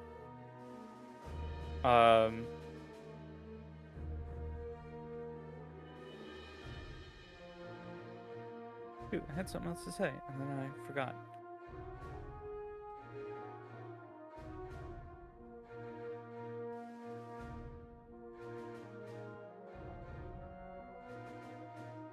Oh, that's the other thing I was gonna say.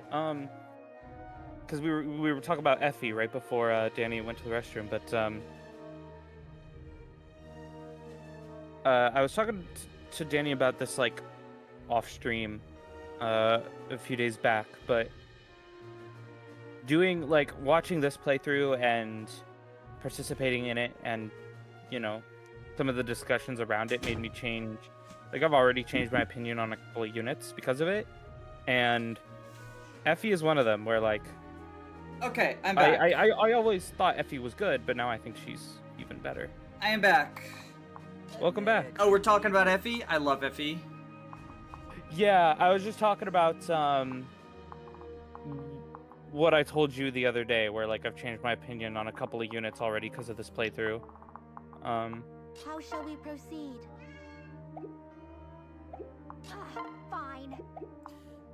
I'm thinking... Selena go inside Beruka. No mercy. Yeah, as long as we kill the sword catcher guy this turn. Yeah, I've got a plan with the archers. Mozu's gonna shoot this one, get danced, shoot this one, then Laszlo's gonna take Keaton and shoot the last one.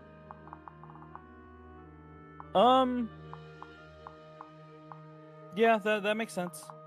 This is my mission. So this is just chest key, and this is just freeze. So Selena is safe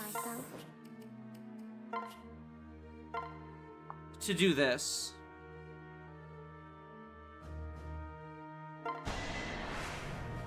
And this guarantees that she has Beruka. Effie is like top 10 units. So I don't have a Conquest tier list. I actually kind of want to address, because we've been doing like unit reviews and stuff, and nobody's made an issue of it, but I know that there are some people who think like, oh, you have to play a game multiple times in order to like be able to evaluate this stuff. And I actually think that evaluation is pretty separated from play experience, unless you're using like average growth patches and stuff like that. There's always going to be blessed and cursed units. And so I think rather, you know, obviously there is value to the hands-on experience. But I'm still giving my opinions on these units because I think it's, I think from looking at the numbers, looking at the skill options that they have and whatnot, I can still have a valid, take on them, I guess would be the phrasing. Yeah. So nobody's made a like, fuss about it, so I don't think I don't necessarily know if anyone is thinking that, but I felt like it's something that I wanted to say. I think, and obviously I have Blue here to call me out if I say anything, like, just wildly ignorant. Right, I think the value of personal experience playing the game is that, Let's go. you know, like, we're human beings, we make mistakes, and so even when you are just, like, looking at numbers and skills and stuff, having the personal experience might help you notice or realize something that you didn't when you were just looking at the numbers. Yes. Yeah. I think ideally you want both, which is why I haven't made a tier list yet. Watch out. Right. Yeah, Just- I refrain from like making tier lists on games that I haven't played a lot just because I wouldn't want to put out something that I don't feel like super confident in, which I guess is kind of what you're saying as well. But yeah, I get what you mean. Also, am I like misremembering? I thought we promoted Mozu to sniper at the end of the last stream. No, we promoted Laszlo to Bow Knight. Okay, yeah, we promoted Laszlo and Effie. Okay, that must be what I'm thinking of. Laszlo, Effie, and Corin have all been, and Elise have all promoted. Everything will be Okay. Because I noticed that she was still an archer. I was like, wait a minute. Is that right? So we considered promoting her at the start of this stream. I decided against it just because she's still performing fine as an archer. And like Certain Blow and Bowfair are good, but I don't think they're worth as much as the tome rank on Corin. And we're down to our last 2,000 gold. I didn't want to go completely broke. Mm-hmm. All right, let's go. Yeah, we get money Especially since from, we have other people who are going to be promoting as well. Like, Selena's probably promoting after this. I want Silas to both Heartsteel and Master Seal soon to start working on getting Soul for Soul Ninja. Mm-hmm. Yeah, thankfully we get 10,000 gold from this chest right here, so... And since these guys don't give much experience, I'm just going to use them for tome rank. Guess I did it right. Yeah. Well, also, Selena's like, what, 5 EXP away from a level? Oh, true. Let's get her one of them. Yeah, so then that can be her last before she promotes. And she'll just immediately promote to Wyvern Lord, right? Be steadfast. Does she unlock A after this map? Yes, this is the last hurrah for Beruka. Okay, so then yeah, we can just immediately... Okay, now you want to freeze me. Master. Now you want to freeze me. Okay, yeah, I guess I don't understand these guys' AI as well as I thought I did. That's weird. Fine, I'll protect you. Get fucked, idiot. I'll Yeah. Since it did the thing that prompted this discussion was like Effie's around top 10. I don't remember what placement exact. I know I had Effie high because I like made an impromptu tier list to show Danny when we were talking about it the other day. Yeah. What placement did I have Effie? Out of curiosity. It's all right. I would not confidently say she's top 5. Or top 10 necessarily, but like I said, I don't want to make a tier list for a game that I don't have enough personal experience with. This should be simple. I have her. I just checked. I have her right at number 11. Right behind Felicia. Here I am. I think you're probably higher on Felicia than me. Then. I am. That went well. But then also like, this is also like what I mocked up is like it's like roughly ordered. Like, Try to pull if someone says like Effie's a better unit than Felicia, I'm not gonna I'll be strong for you. super disagree. Here we go. I think they're both very good. All right, let's go. Alright, so Selena's ready to promote. We just have the archers and Kumagera himself, and Entrap Lady. Correct me if I'm wrong, but the AI is such that the archers, you can't bait them, right? Yeah, so the archers will not attack unless you're in the entrap range. Yeah. Thankfully, since Kumagera doesn't move, it's pretty easy to just like Pop in and bop him. Yeah, 21 defense is so much defense. Can we well, not start him. now? Sorry, I meant the Oh, the archers? the Shrine Maiden. Like, you just run up, kill the Shrine Maiden, so that everyone else, like, you don't have to worry about getting entrapped to a bad space. Yeah. Probably do that with Leo. It's all right. Yeah. I mean, Together we shall prevail. Leo's never the wrong choice on this map, that's for sure. Just because our other very strong units, Let's go.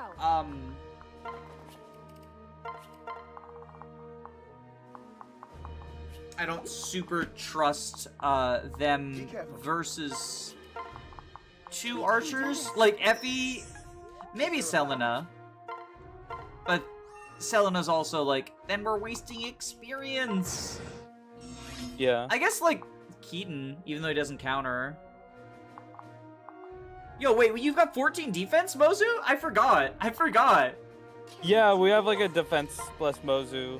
I can support you. After promotion, I think it's gonna be like... But she's gonna have like 20 strength, 16 defense, 1, and 2, like a bunch 3, of 4, speed. 5, 6. Alright, so they have 26 attack each. So 12 to her. If we give her a Keaton pair up... Oh, that doesn't give any defense. Yeah, his personal pair-up stats give defense, but not wolf skin. But they don't have any support yet, yeah. 26. Does she take? Wait, she takes 12. Yeah, so she dies. Yeah. Do we have an HP or defense tonic in the convoy? I think we actually still have the HP tonic from Branch of Fate. All right. Jacob, you have a very important job. Allow me to join you. He needs to heal her after she takes it. Yeah. Such a nuisance. Oh my goodness. I'll do my best. You have my support. Okay. Since you didn't want to bring him, True. What a fool I was. I can't believe you didn't realize you wanted to bench the Jagan. You fake Fire Emblem player. Yeah. It's I'm. Oh, We can dance her. Let me help you. and then Shelter. I'll just have like Leo just. Like, Oh, Leo just like block, yeah. It's alright. And Mozu will still be targeted because she has less defense. Yeah.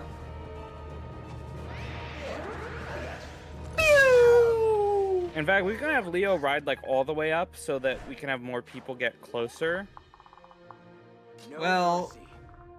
Well, not that many. If more I wasn't people. a fool, we could. We'll be just fine. There, we'll boost his strength so that when he counters with the steel sword. You're not alone. Right. I'll take care of this. Out of my way. No mercy. Okay. Stiff upper lip. So yeah, then you're both going for Mozu, and you didn't realize Mozu. It's time for the Mozening. Time for the Mozening. I definitely would make a tier list on games I haven't played multiple times. Yeah, like, I think there's a difference between being able to talk about and evaluate units and trying to rank them all against each other. Is, I guess, the point that I was making. I'll do my best. So she Yeah, won't lose. She yeah, won't yeah. lose guard gauge until the end of this turn, right? Yeah, so she'll still have it on enemy Such phase. a nuisance. Alternatively, Be very careful. He has counter magic. yeah, I was gonna say we could get the kill with Corin. Does counter magic also affect Dragonstone? Yes. As long as it's the killing blow, though, Corin will be fine. So if we do this, 22 knocks him down to 16, and Corin can kill. Yeah.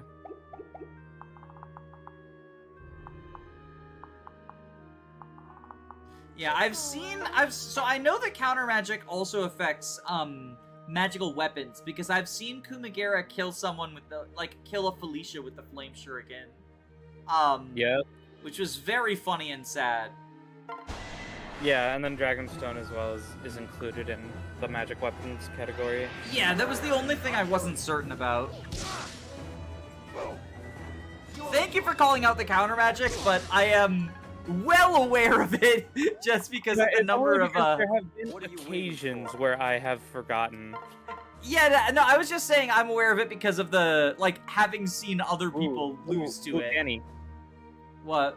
if you get Camila next to her, we can kill a fire for tome Not experience. to worry.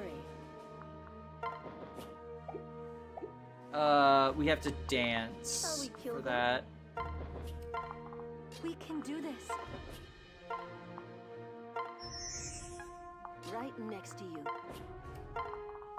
I can support you. Switch, attack. Boom! Boom, baby. There we go. God, I love Fates. I also hate Fates. It's like a love-hate relationship. That's just the Fates experience. I wonder, is anyone in chat seething over the fact I didn't capture Kumagera? He's a very good capturer, but Yeah. we're doing no captures, I guess. No captures challenge run.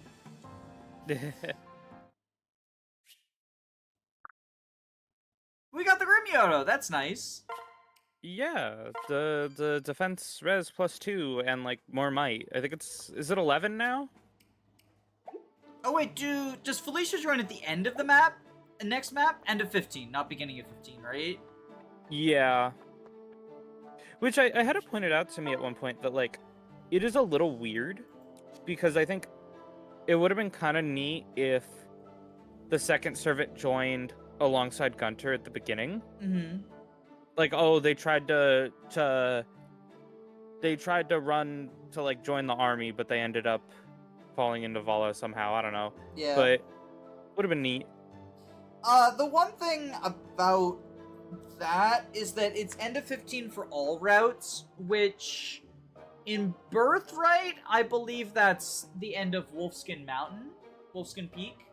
And in Revelations, it's the funniest thing ever because the second servant joins after the Rainbow Sage Tower, so right before the map where you get Ryoma and Scarlet and everything's on fire.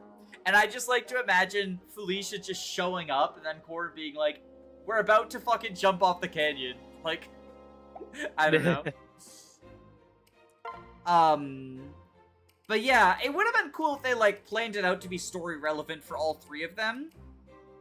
Which is also a thing I would say about the various My Castle recruitments, which are, like, we should make sure, just so I don't forget, let's build a hot spring and a fire orb. Like, while I'm thinking of it. We have a lot of Dragon Maiden points to spend It's anyways. chapter 18 and 24, I believe, or what they are? For the final 18, stage? 22. 22, okay. Yeah, Izana's not quite that late. Well, 18 is Izana, right? 18 is Flora. 18 is Flora, okay. For some reason, I thought Izana joined before Flora. We could also upgrade the mess hall now to get, to use 2 ingredients. Oh, true.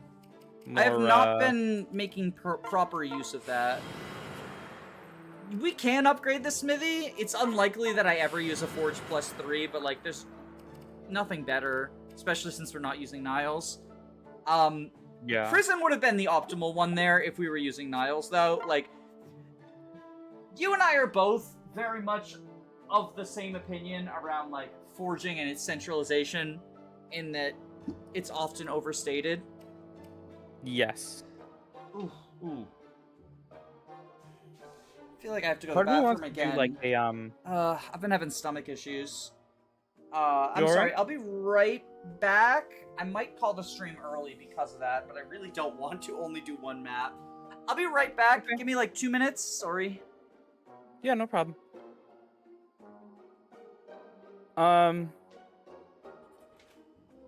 Yeah, what Danny and I were talking about there for a second about the forging is like, I'm tempted to make like a short video about it, honestly, just like kind of a quick low effort one, just talking about it, because if you actually look at the economics of forging, it's often not worth it to forge a lot of things past. I mean, frankly, for anything that isn't bronze or iron, it's pretty unoptimal to forge anything past +1, because you need 4 copies of a weapon to go to +2. And it's like, okay, you're not doing like you're not doing like what? What weapon would you even go to +2 for that's more expensive than an iron to where that would be worth the money?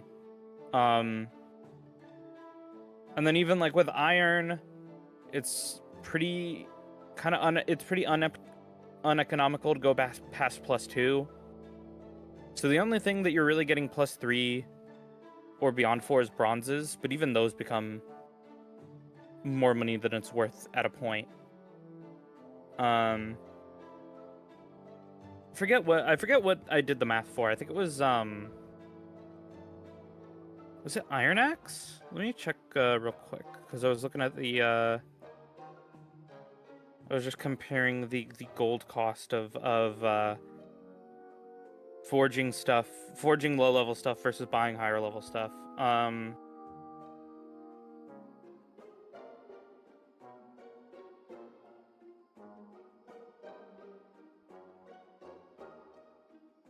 Yeah, so an Iron Axe +2 costs the same as a Steel Axe. Has 4 less might in exchange for 5 more hit and not having the debuff. Which, like, sometimes is worth it, but most of the time not. I mentioned it a few streams ago. I think it was Iron Lance. Let me take a look. Thank you, Serenus Forest.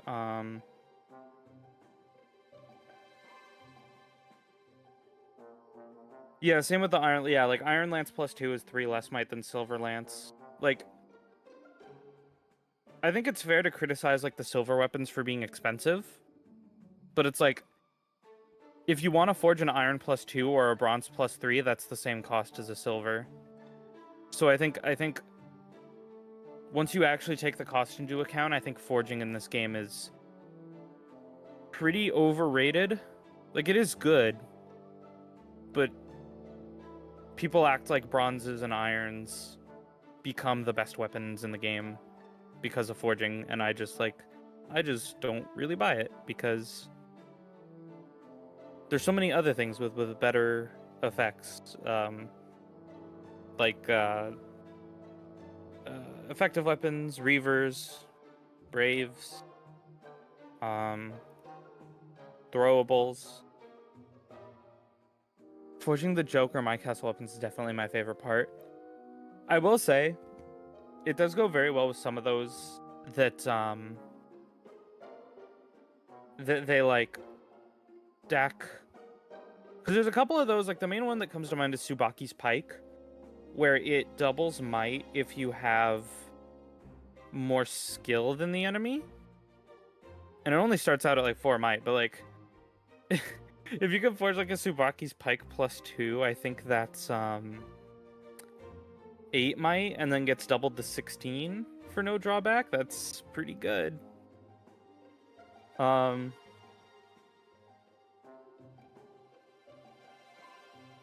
yeah, forging it's like good to have, but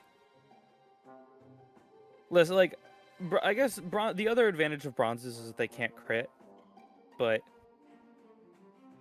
like crits can screw you over in this game, but a lot of the time, if you get a crit, it's like...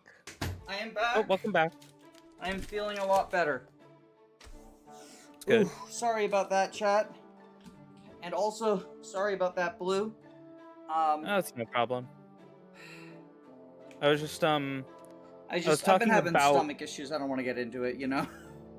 Yeah. I was just talking about, forging and, like... I was giving, because I like did the math the other day because I was curious, giving like the cost, like the gold cost breakdown of why forging isn't like super, high forges aren't super worth it, Yeah. I think the low forges are definitely worth it. What is it, like, a steel +1 is just a cheaper, less accurate version of silver, mathematically? Let me check. And then, you know, forged bronzes if you want crit avoid, forged irons for just, like, a cheap way to do stuff. No, yeah, no, silver +1 is, or steel +1 is still worse than silver for the same cost. It's, I think, like, iron +1 is better than steel. Oh, that's what it is. It's more accurate and higher might, yeah. And you don't have to lose. It's not, like, I see a lot of people say, like, oh, just make bronze +4 or whatever, and it's like, do you know how much that costs? It's exponential, each level. Yeah, so it goes, what, 1,000, 2,000? Yeah, so that's 8,000. You could buy a Brave for that much. Alright, want to finish off this chain so we can bench Beruka forever? Hell yeah. Beruka, you're late. Your message was very vague. I had to be sure it actually came from you. Well, you got here eventually, at least. Anyway, I had a question for you. What do you normally do when you come into town? Purchase weapons or poisons. Sometimes a new anatomy book to help me find new ways to kill people. You... what? No, never mind. Your brain must be a scary place. Anyway, I wanted to take you shopping with me today. Alright, where are we going to buy? Some matching accessories. One for me, one for you, and one for Lady Camila. Accessories? Are you serious? Think about it. We realize how similar we are, and we both value Lady Camila. It's a sign from the gods that we need accessories as a symbol of the connection. Gods must not be very busy. Oh, shush, you know what I mean. Don't ruin this moment. I just mean, we're friends. Okay, I get it. Let's go find something. You sure? Of course. After thinking about it, there are functional uses for accessories.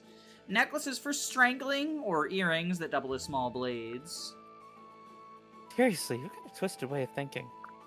Sorry. I use them as they are intended. That's all I ask. Anyway, I think we should buy a matching set of accessories. That way, if we're ever separated, we'll have them to remember each other with. Forever separated. Are you already planning for our deaths? No, not at all. I just mean, there are so many reasons that we could become separated. I can think of a reason why Selena and Beruka are about to become separated. The world is a strange place sometimes. I suppose you're right. I doubt I would wear a matching item if you were gone, though. I'll keep it somewhere safe, then break it out when we next meet. I suspect you'd be mad if I lost it. There'd be something lonely about wearing it while the matching one is absent. Selena, are those tears? Why are you crying? Because of what you just said. I didn't think you could express that feeling so well. Thank you. I think. Regardless of what sort of accessories should we get? We should really decide soon, too. It isn't great that we've left Lady Camila alone. Oh, hell, you're right. Let's choose quickly. How about a necklace? Then we would just need to settle on a design. Oh, rings could be great. And instead of one style, how about different colors? Purple one would be absolutely perfect for Lady Camila. We should check several places before we make a decision, though. Alright. This could take some time, but maybe it's okay to enjoy myself once in a while. Now this is the unproblematic trouble. I was gonna say, this, yeah, that's such a cute support. Before we do supports, do we actually have a... We do, perfect. I want to do this before promoting her, just to show, like... Oh my god! What? The audio again. I genuinely, yeah, so it's an old version of Citra that does that. But this has not happened. Like, I swear, I've been using this version of Citra all week, playing Fates.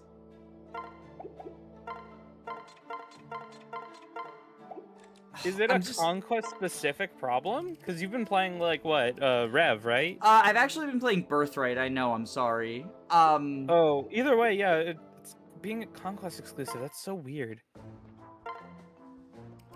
I mean, it Promotion shouldn't death blast, be. for real. It shouldn't be a conquest exclusive problem. I mean, yeah, so we I have don't no idea what actually, we don't have to promote Selena, because the only map we're doing the rest of the day is the Corin one. So we'll promote Yeah, her. but I'll I promote her mean- for next time. I have the Master Seal in inventory, so we don't forget. Kind of Yeah. like how we did the skill book with Elise. But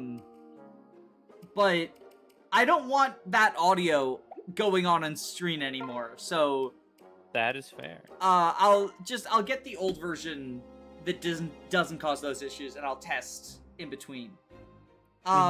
You're usually based, so I'll be Leo. Yeah, sure. Leo, could I borrow you for a moment? Certainly. What do you need? I was hoping you could help me study. You wish to study in the middle of a war? I'm happy to help, but why are you suddenly so serious about your education? I thought broadening my horizons might help me protect everyone. Now that we're at war, I can practice what I learned right away in a real battle. The battlefield is not so kind, nor so simple. I'm sure you have learned that by now, haven't you, Based? Well, yes, but... However, I do think intellectual pursuits play a key role in keeping a mind sharp. That can make all the difference in the heat of battle. If you truly desire it, I will teach you anything you wish to know. Thank you, Leo. But don't expect me to go easy on you. You know how strict I am about my studies. I know, but maybe you could lighten up just a little? You ask the impossible. I will be as strict as I need to be to help your mind grow. Don't forget, you're the one who sought this out. Suppose that's true. Do whatever you ask of me without complaint. Spoken like a model pupil. Now, let us begin. It's very funny that, Leo's younger than Corin, but it never feels like it. Yeah, I don't know why they didn't just make Corin like the youngest sibling, or at least like younger than everyone but Sakura and Elise. Because they have the royals be like the same ages to sort of parallel stuff, right? But Yeah. then it's like Yeah, 'cause Takumi is Takumi- younger as well somehow. Yeah, Takumi and Leo are the same age. They're both younger. And then, you know, Camila, Hinoka, the older brothers, they're all older than Corin. I don't know. I guess they just wanted Corin to be like in the middle. You are the ocean's gray waves. Did I interrupt you? Forgive me, but from over here, it looks like you were dancing. My mother taught me a few steps. A good singer must understand dance as well. I had no idea your mother danced. What a coincidence. My mother taught me too. Well, you certainly inherited her grace. You have such a lovely, fluid quality. But there's a hint of sadness, too. I almost feel as though you were mourning for her. You can tell all that just from my dancing? Music and dance never lie. I don't mean to offend you, but sometimes I don't think you're entirely truthful. What? You're calling me a liar. Yes, but let me explain. I've seen you dance in front of others before. You have great technique, but your dancing lacked the passion I saw the other night. Now that I've seen you dance in private, I know you've been holding back. I thought you would understand. I get nervous dancing in front of other people. This may sound harsh, but dancing like that is unfair to your audience. Practice in secret all you want, but when you step on stage, you're there for them. You must dance with confidence so they can carry your strength into battle. I never thought of it that way. Well, you should. Now, if you excuse me, Lady Azura, please wait. gameplay Yeah. story. So gameplay story consonants. Laszlo only rallies +1 speed, and Azura marrying him encourages him to get better at dancing, so he can rally a full +5 speed. Gameplay story. See, I was gonna go moment. the other route. I was gonna say, if only Laszlo had more confidence, he could reclass into dancer. Yeah, I mean that would be nice. Would you rather? Do you want to keep being Laszlo or be Keaton? I know we've both been Laszlo in different supports. I'll keep being Laszlo. Oh, hey Laszlo! Stop right there, Keaton. Huh? Why? You know why. You're gonna try to show me one of your treasures, aren't you? Ha! Classic Laszlo! Yep, you nailed it! Stop! Don't you dare! What? Then how am I gonna show you my treasure? I don't want to see your treasure. Last time you showed me that one, it was a giant bug. A giant poisonous bug. Those boils didn't heal for a week. Oh yeah! Your face was so disgusting. That was the best. No, it most certainly was not. Oh? Where'd my treasure go? Oh, it must have escaped. I knew it. It was another bug, wasn't it? Wait! Ah! It's flying right at me! No! Please stay away, bug gods, not again! Ah! Oh, Laszlo, you're such a kidder. The things a man will endure to get rally strength. I was gonna say, this is some kind of yaoi, I'm sure. I don't know what kind, though. What's wrong, Kaze? You're sighing like a spurned lover. Oh, nothing. I'm merely a little mentally fatigued. Was our little tea party so taxing? No, milady, I would not use that word to describe it. I suppose I was only expecting to see the women from camp at your gathering. Seeing the ladies from town there was a surprise. I suppose that makes sense. You were quite the sight, surrounded like that. I must admit, I almost felt jealous of all the attention you were getting. In that case, you might have come over and spoken with them. Oh no, I couldn't do that. You seem to be having such a good time without me. Don't tell me you didn't enjoy it. You were smiling the whole time. That was because I did not wish to appear rude. Besides, it would not be fair to take out my frustrations on those kind women. Well said. For someone who claims to not enjoy such attention. I must say, though, I'm actually beginning to believe you. Unfortunately for you, I think that is very sincerity that makes women swoon. You are so kind and earnest, yes, you genuinely wish to appear aloof. Such qualities are rare, especially among fine young men like you. You know, I'm beginning to enjoy your company myself. Do you mean you wish for me to attend more tea parties with you? Would you come if I said yes? I would decline. Unless it is an order, in which case I must oblige. Always with the serious answers. But I will not command you anymore. You need only show up if you wish to. Thank you, milady. If that's all, I'll be on my way. I wonder if he'll come. I mean, he said no, so I would suspect he's not gonna come. But Yeah. If I remember correctly, I like their A and S supports a lot. I'm looking forward to those. we will see when we get there. We have one more support to knock off. Yeah. I wonder if... Mind out of the gutter. Actually, this is Fates. I can't really blame you, but... I don't know. Another night watch complete.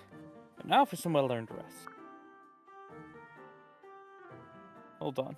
What's this? The base of the watchtower has been damaged. Solid granite shattered, almost as if it was struck by a boulder. Well, better reinforce the structure before... Wait, who's there? Show yourself. Hello there. Effie? What are you doing out here so late? Just sneaking in a little extra training. One can never be too fit. Who am I kidding? This is all my fault. What are you talking about? The damaged watchtower? Yes, but I can repair it. I just got so angry thinking about the last battle. Ugh, the mistakes I made. I suppose I must have smacked this tower out of frustration. With your bare hand? Gods. So sorry. Here, just let me patch this part. No need to apologize. Still technically on watch, so it's my duty to help you fix it. Why, thank you, Kaze. You're too kind. Nonsense. I'm merely performing my duty. No, really, this means a lot to me. I'm tired of breaking everything. Perhaps I can help channel your strength into something more productive. Really? That's so thoughtful. I feel like giving you a great big bear hug. That's quite alright. Let's finish this repair and try to salvage some rest. And my ribs. I love that Effie's just a cartoon character. Effie's awesome. Thanks for the meat, Arthur. I don't even know what the Allegro harp is. Beats me. But we have now the Corin map. I think the purpose of this map was so that if you wanted to, you could 2020 your Corin. Like, not on this map, but you could get her to 20 for promotion on this map. Or you can promote her and, like, train weapon ranks, which is what we did.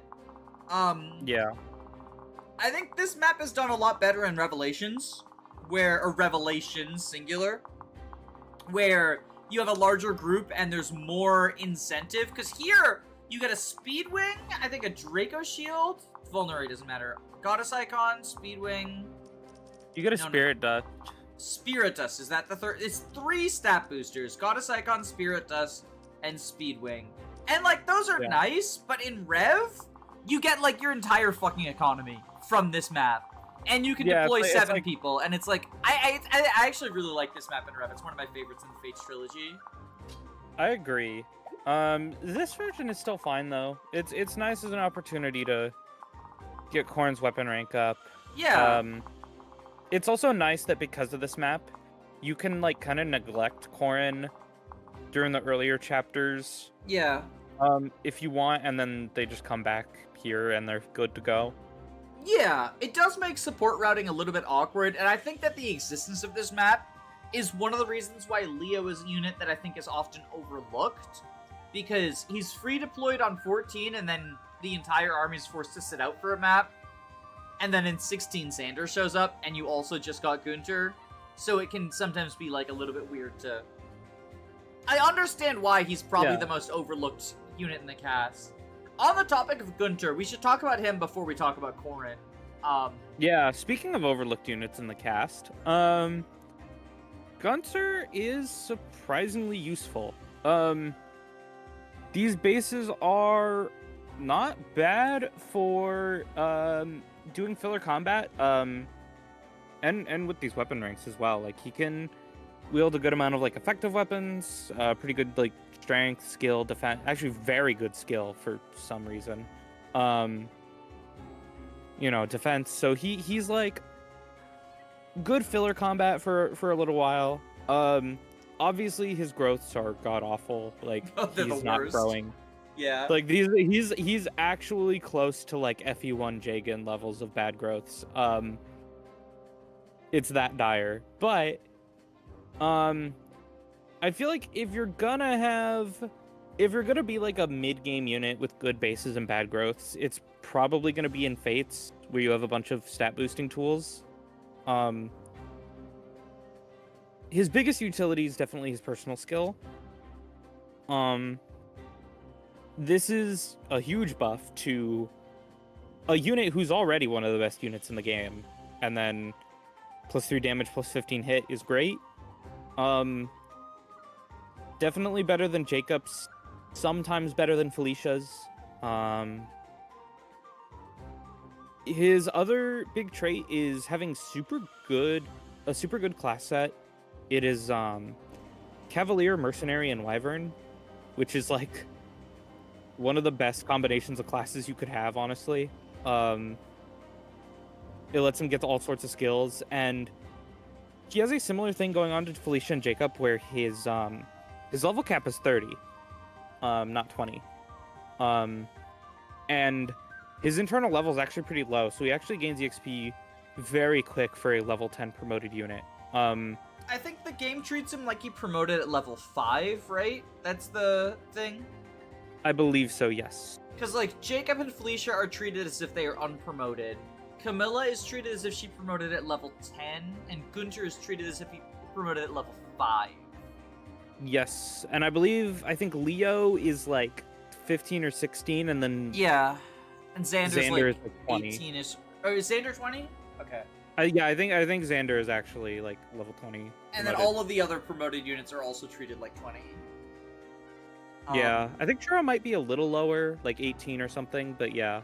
But yeah, Gunter, like, you can load up on promoted skills on him if you want.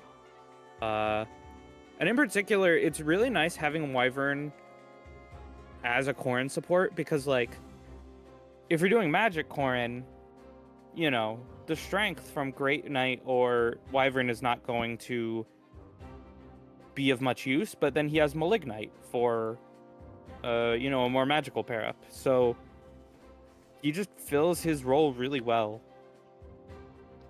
It's also, you mentioned promoted skills and his class set. If you want to make him a utility unit, which, yeah, he has 20 defense, so like his bulk's not bad. But I can see some people being turned off by his combat potential at base. He has access to 2 rallies natively. He can get a 3rd through Jacob friendship, which, like, most Corin sexuals don't get any friendship options, so it's not like Gunter wants to be a strategist, but, like, he can be a very off-brand rally bot if you want. I don't think that's the best use of him, but it's a thing you can do. I do like that he starts in Great Knight, which is not, like, a great class at this point in the game, but it means he can have not E rank in 3 different ranks. So, like, if you want to dip into the mercenary line, you get to keep your swords. If you want to dip into the wyvern line, you get to keep your lances and axes. Which, like, is a problem that other Corin sexuals will run into, or any unit that wants to reclass at this point in the game runs into, of, like, bronze weapon hell. Yeah. So, yeah, overall, he's definitely still on the lower end of the cast, because, like, you know, availability issues, very limited supports, like really bad growths. Like, he does have things holding him back, but I think he's better than those negative qualities would suggest. I think if you're going to marry a Corin sexual, he's probably the best one to marry. Simply because he benefits Corin really well with his personal skill, and, like you mentioned, Wyvern can help boost either Corin sexual variant. And then, like, worst case scenario, he can be a shelter bot, I guess. I'm not super high on him, but I see him dismissed as, like, worst unit in the game from time to time, and I feel like there are, I mean, we talked about Benny, and we'll be talking about some other pretty bad units fairly soon. Yeah. I think there are definitely people who perform worse than him. Mm-hmm. Yeah, he's alright. And yeah, in terms of the Conquest Corin sexuals, he probably is the best one to marry, yeah. Yeah, I should be clear. When I'm talking about them, I mean specifically Corin, or specifically in Conquest. Yeah.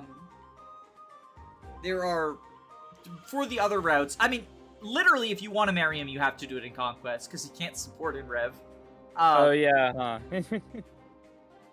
I guess he can also give Jacob Paladin if you don't want to spend a Heart Seal on Jacob. And the I love fact that that Jacob has he... 3.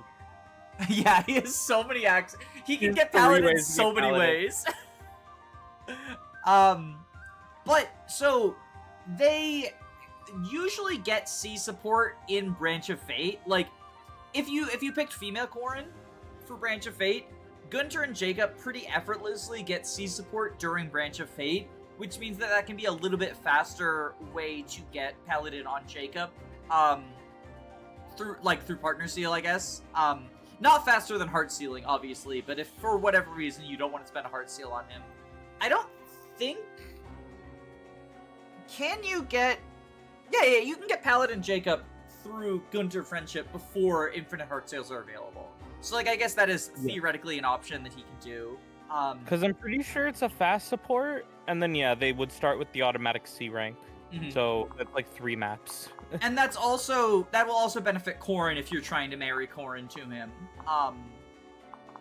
Because they also pretty effortlessly gain C support during Branch of Fate. Like, you could obviously do Branch of Fate without getting the Gunter supports, but it kind of feels like you're going out of your... Like, you would have to be going out of your way for that to be a thing. Yeah. But the main event, should we talk about one of the best units across all 3 routes, Corin? Yes. Corin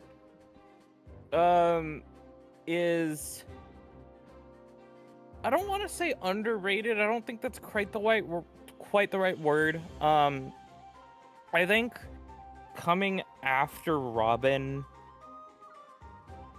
I think people maybe have a bit of a higher expectation just because they are like the Avatar main character in a 3DS game. But even though Corin isn't nearly as dominant as Robin in Awakening, they're still a very strong unit. Being able to get mostly any class that you want by reaching A support is great. Being able to customize their growths is great. The fact that they get so much EXP in the Branch of Fate that they're just going to be like higher level than your other units at the start of Conquest is great. Also, like, probably the best personal skill in the game. Dwyer's yes, is better. that's correct. Dwyer's is better. Dwyer's is better. True. But yeah, no, supportive is insane. It's really easy to get, Corin supports everyone, and it's really easy to get to see support. And then it's just, this is like +2 strength, magic, defense, and res, +10 hit. Like, Corin's C support pair-up is, like, equivalent to most other units, like A support, possibly S support pair-up. It's so much. And then... And correct me if I'm wrong, it's not just pair-up, right? Like, this also affects attack stance, because we had that with Silas. Yeah. Yes, and attack stance as well. So, like, you get the +2, -2 in attack stance, too. Yes. Which means that, in theory, she can provide it to multiple people in a defensive formation in the same turn. Which I've done before. Like, if you're on a map that allows for it, just having Corin stand in the middle of, like, a triangle of people who have C supports with her is huge. Yeah, I mean, people talk about it in Engage with, like, a Lear, right? Because they have their personal, and then, like, give everyone support bonuses, but, like, it's arguably more. Like, it's better here. Yeah, because the numbers are smaller. Like, in the game overall, I mean. Yeah. Well, and also just, like, it's more bonuses overall. Like, this is better than the Roses Thorns effect. But, and also, like, Corin probably the best way for boosting accuracy, because, like, attack stance is already +10 hit over guard stance, and then supportive can give another +10. Like, Corin boosts reliability a lot. To the point where, like, even in 0% growths, despite joining at level 1 at the beginning of the game, Corin is still super good because they're a great support bot. And obviously in the context of a regular playthrough, like, I mean, this map even is another huge point in their favor. As we've demonstrated in the streams, Dragonstone access during the first half of the game is really good. Either by becoming incredibly tanky or just dealing a lot of damage. Like a 14 might weapon that hits on resistance, if you decide to go magical Corin, which Corin has the stats for either magical or physical, it's huge. Like, it's just a great way to kill things. Rosa points. I think Rosa says it best. Corin is a unit so centralizing she makes other units good. Yeah. I guess the only real downside to Corin is like, again, their starting class doesn't really have anything special like flight or, 1-2 range or anything like that. And then they do lean, like, before you factor in the boons and banes, Corin does lean more physical than magical. Which you could argue, like, oh, Corin would be better if, like, the strength and magic base growths were swapped or whatever, but it's really not a huge deal. Magical Corin is still super good. I will say that even though I agree with you that the noble classes are pretty bad, I think that starting in the noble class, since it gives access to Dragonstone, is actually good. It's similar to how Camila and Effie start in classes that they want to get out of eventually, but can be beneficial for them in the short term, either in terms of Camila being able to more easily access Malik skills, or Effie just being tankier in the early game. And then once you get to the point where, like, obviously we didn't do this, but once you get to the point where the class is starting to let them down, either partner or marriage or heart seal can get Corin out of noble to the point where I don't think it's at all unreasonable to have Corin in a non-noble class by this map. And honestly, we could send Corin into Dark Mage. Or I guess it would be Sorcerer at this point. Yeah, Sorcerer or Dark Knight. I don't think that's too unreasonable to send her Dark Knight right now. I think we do want to grab Draconic Hex while we're here. Yeah, that's what I figured. Like, she's gonna get all this experience. Grab Draconic Hex, hand it to Ophelia just in case, like, it might benefit her as a Vantage Nosser. But just in terms of pushing back against the noble class line and the extent to which Corin is not the only unit in the game who starts in a class line that they want to get out of. That's true. And Corin has an easier time getting out of it since you can choose her talent, as opposed to someone like Effie who really needs to get a support to go into something she wants. Or like Selena needs a support. I think, and for Magic Corin as well, actually, the fact that Nor Noble has tomes is really good, because you can do what we're going to be doing, which is just building tome rank on this map before we get out. Like, we're probably either going to hit C tomes here by the end, or, like, very close to C tomes. Nobility is... So Dragon Fang's a bad skill. Like, don't use Dragon Fang. But Nobility is... So it's not as strong. It seems like it's stronger than Robin's on, like, initially, because it's not conditional to pair up. But I think it's actually not as strong as Robin's, just because the EXP formula makes it really hard to over-level, which is kind of what Robin does with, Tactician, I think it's called, or whatever, the skill. The thing is that Nobility alongside Chapter 15 does really help if you want to sandbag Corin in the early game to train other people. It helps catch up. So rather than pulling ahead of the curve, the extra 20% means that catching up is less of a hurdle. Yes, I don't think Nobility is nearly as good as Veteran. Veteran, that's what it's called, thank you. Yeah, partially because the yield is much lower, like 20% compared to 50, which combined with the much harsher EXP formula, like Like, I think the minimum EXP gain for killing an enemy in Awakening is like 8, Yes. and then Veteran So it boosts that turns to it into 12. 12, which is ridiculous. Yeah. Whereas, like, in this game, the minimum is 1. Well, the minimum is nobility 0 if does you're not- over leveled enough. Yeah, in this game, it's 1, so nobility does nothing. And even if you're getting 5 EXP from killing an enemy with Corin, like, nobility is adding 1. So... And it does not round in your favor. I believe it rounds down, right? Yes. So it's like it's okay. Like it's at the end of the day it is still free extra EXP. It can't be bad. But yeah, it's not nearly as impactful as Veteran. It's the sort of skill that you, like, leave on until you have 5 skills better than it. But yeah, I maybe I phrased things wrong, but I agree that it is worse than Veteran. I was just trying to say that it looks better without like, in a vacuum. Yeah, that's fair. Yeah, do we have anything else to say about Corin? Like, oh, I guess, so Corin can also, like, if you just want Corin, if for some reason you don't want to use Corin as a combat unit, Corin also has the utility of bringing in classes that you would not have access to, either in terms of, like, this specific unit doesn't have access to it, like, say you wanted to make Effie a Wyvern, or Jacob a Wyvern or something, or just, like, bringing Hoshidan classes into Conquest.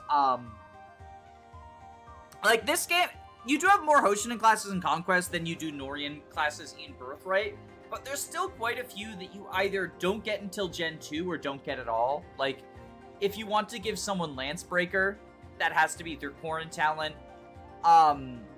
If you want to do funny Miracle Midori strategies, it's not good, but you gotta do it through Corin talent.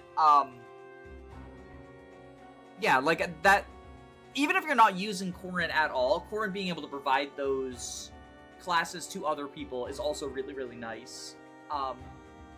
Yeah. Even classes that are available, like, if Effie wants to go Wyvern, she needs Corin marriage. Yeah.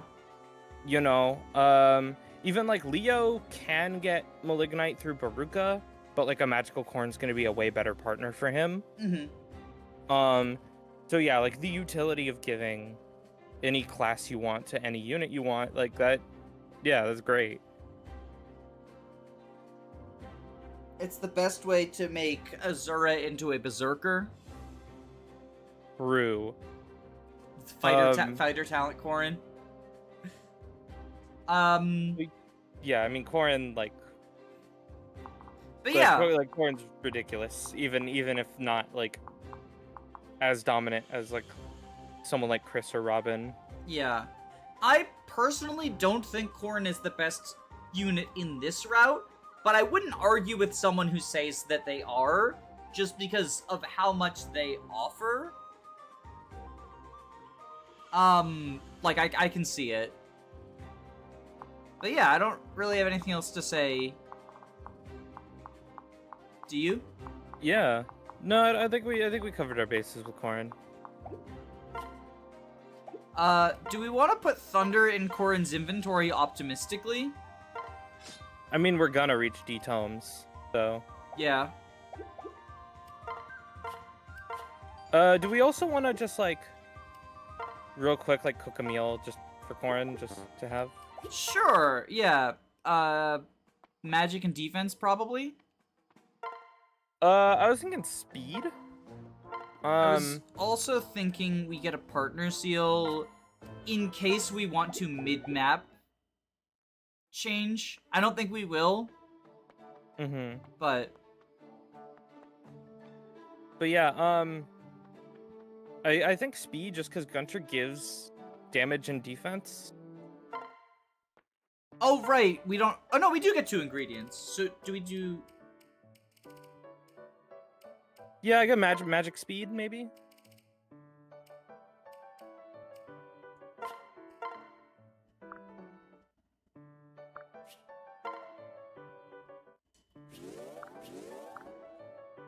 Oh good, we hit Azura as well. Oh wait, no, we didn't get Corin. We didn't get Corin. Okay, magic and speed. Come on, Selena. Would Corin be at the very top? I don't know.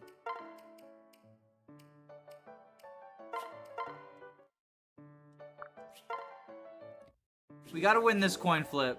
There we go. Okay, base. Ooh, Did we get I just Azura? wanted to too. Damn, we didn't get Azura. No Bolt Naginata Azura strategies. Was that a +2 magic and speed meal? I think it was, right? How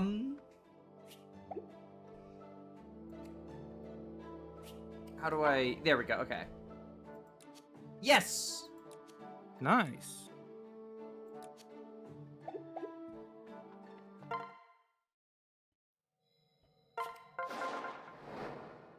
Yeah, this map isn't too tough, but like anything to make it, you know, a little more convenient.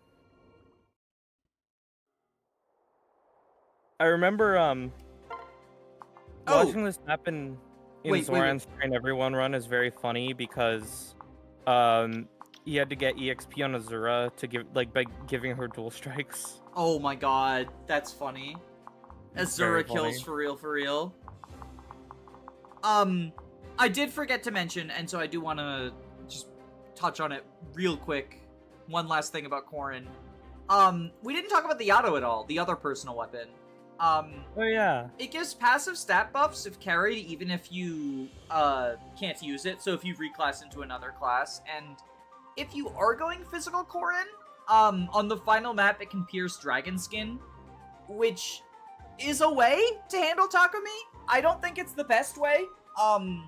I think that piercing dragon skin is more relevant on the other two routes, but it's something, right? Like, and then the passives are always, unless you really need all 5 inventory slots, the passives are always going to be nice. And if you're in a sword using class, like an 11 might E rank sword is appreciated, and I think it just gets more and more like stats as it gets upgraded, right? Yeah, so 11 might 85 hit is only 1 might and 5 hit less than the silver sword, except you get it way earlier and for free, so pretty good weapon. And then yeah, the passive upgrade, so it gives +2 in this medium form and then +4 at the final form that you get at the end. It's different depending on the route, so if Conquest gets the defensive one, How should it get the offenses? Yeah, Birthright gives offenses, and then Rev gets both, because Rev Corin is ridiculous like that. Because it's the best route. I can't say that, but... Yeah, it's quite good. I appreciate the defensive boost a lot. Like, making this unit even... Because Corin's, like, bulk... If you don't go plus defense or whatever, Corin's bulk is fine, but it's not great. Like it's good. So I like the defensive boosts a lot. But yeah, with that out of the way, I think we can save our preps. You'll be all right.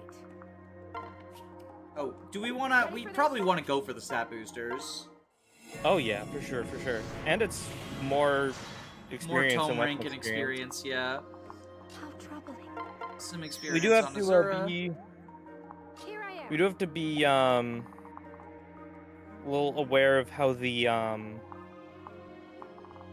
you know, the shared HP, but I don't think that's too hard to manage here since you only have one main combat unit on this map, so We will not fail. I was gonna have Age before Gunter in attack Stand stance, guard. but I think actually the defense from alright. defense stance is probably better here. yeah. And then unfortunately we can't actually dance with Azura. Age before beauty. And supportive forceful partner isn't online. Supportive, it wouldn't be online anyway, but like if we were able to get the support, it wouldn't be online. It is pretty unfortunate that the replicas are just like incredibly sauceless. Sorry. Azura's So- aura isn't online, right? Like no healing aura. No. So the replica Azura's personal skill does work. All right. The reason she can't dance is because they don't want you to like marry her to Kaze Yeah. and then replicate, so you have two dancers. Cowards, intelligence systems. But I just want to point out, no, it didn't work. oh, Yeah, like I thought, her aura, it's only regular Azura's aura that's online. Aura skills and skills that affect specific units are offline. So, because this specifically says main character, this is not the main character, Yeah. this is a replica.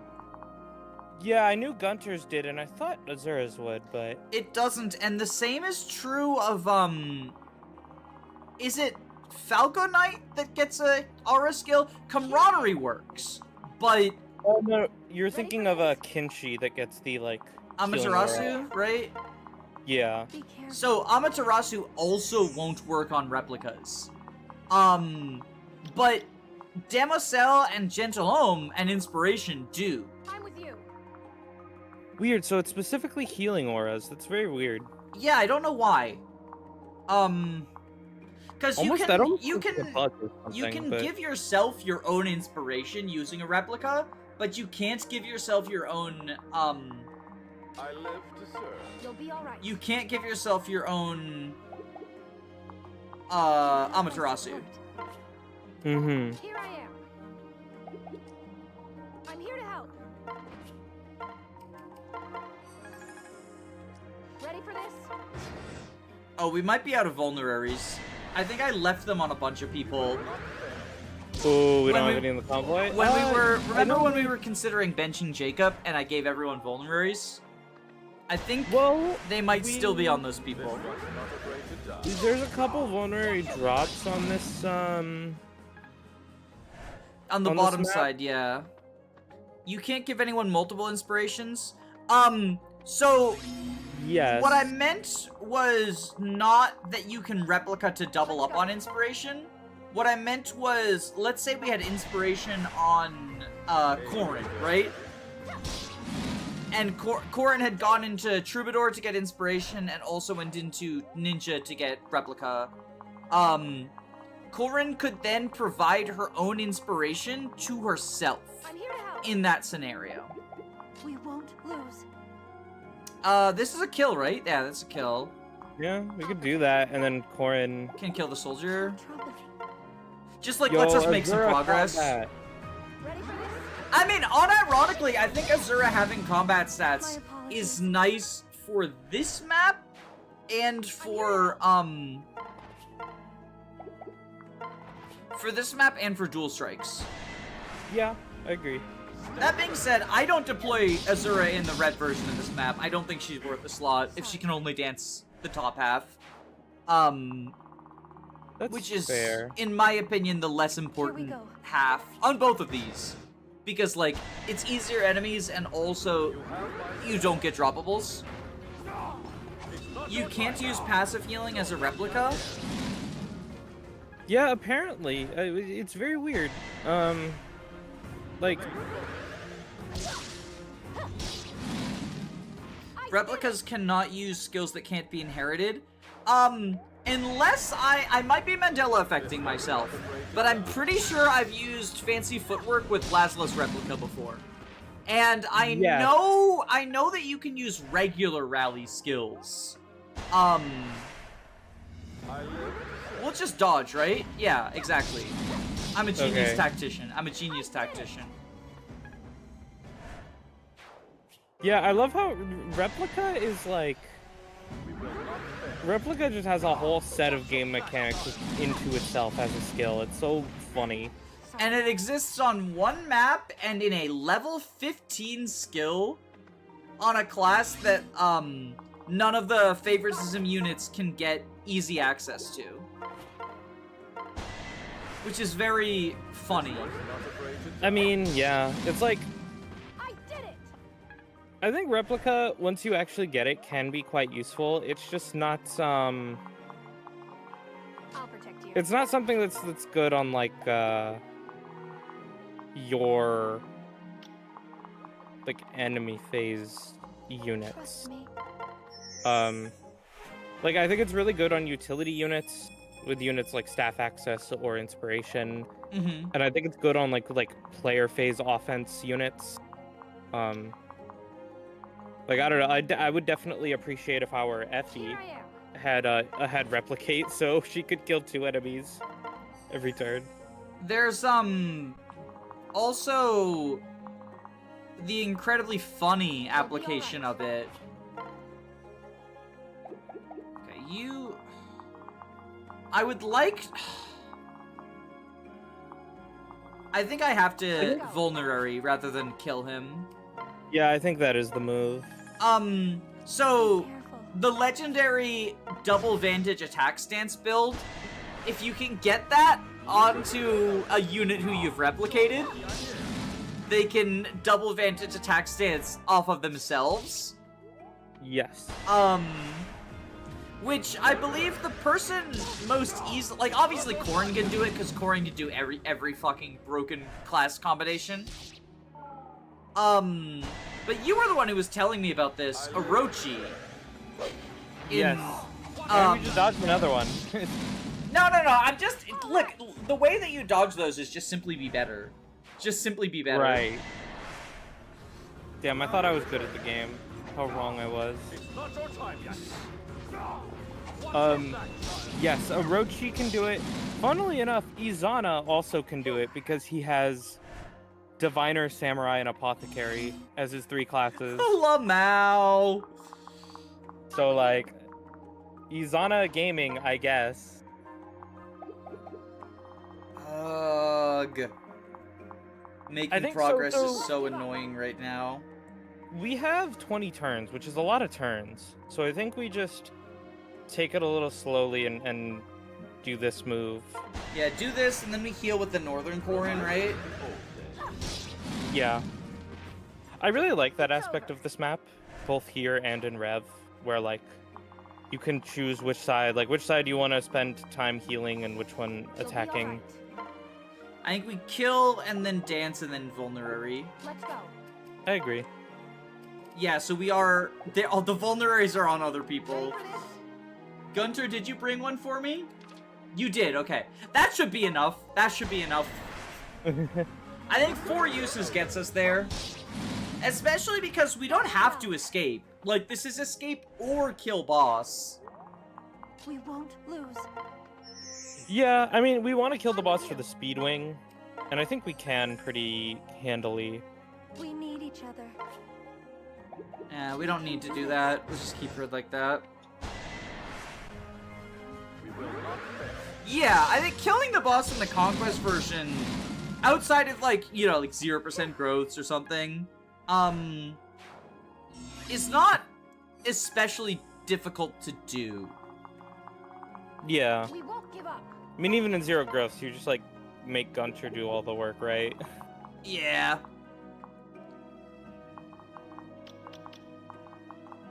Okay, so you, 21, 25, oh, seal defense. We kill them though, right? 18 speed, Yeah. so we double. I'm with you. So we're not gonna get our defense sealed. Yeah, they're the same as all the other ones, so... I think we just ignore this, these 2 bottom ninjas and just go for it. Yeah, maybe go back for them later, depending on what our HP is looking like. Yeah.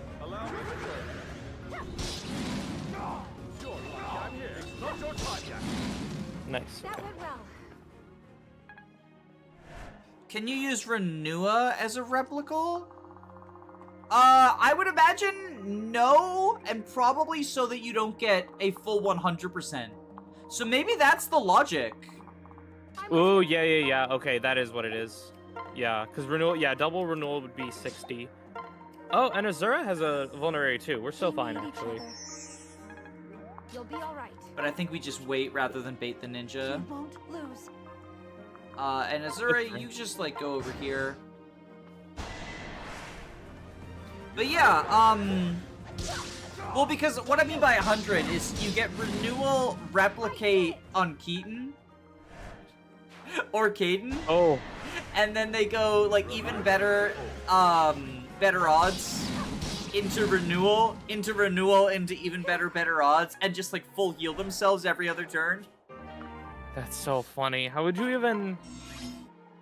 That's what, like, you'd have to do it with like Keaton and Sakura. Yeah, it would have to be Rev. Keaton, because Keaton can't access both. But you can do Keaton, and then, like, for all the silly builds, right? There's always the potential answer of like, well, I want to do this silly thing that's not otherwise possible. Who can enable that for me? Corin. Yeah, that's true. But then, Keaton doesn't have replicate access either without Corin, so he couldn't do all 3 skills. Isn't renewal because he has the diviner line, right? Can't he get renewal, or is that from Priestess? Yeah, renewal is Priestess Great Master. Oh no! Skill inheritance? Question mark? Oh, You can give it to Azama. Silky. You can give it to Silky, right? yeah. Well, also Keaton has Azama friendship, I think. Oh! So you do Azama friendship and then like Kagero marriage. That's how you do it. We need each other. Yeah, that makes sense.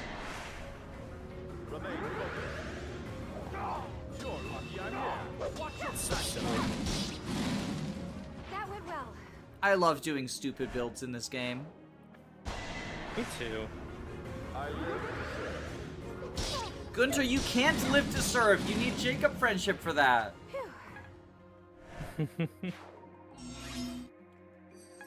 Okay, Let's go. I mean, she is gonna guard gauge one of them. Yeah. Yeah, so we just fight the ninjas now? Yeah. It's not your time yet.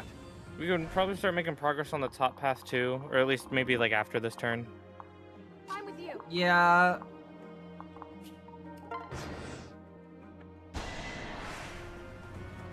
And then we'll kill one ninja on player phase and start moving her into position to fight the boss. Mm-hmm.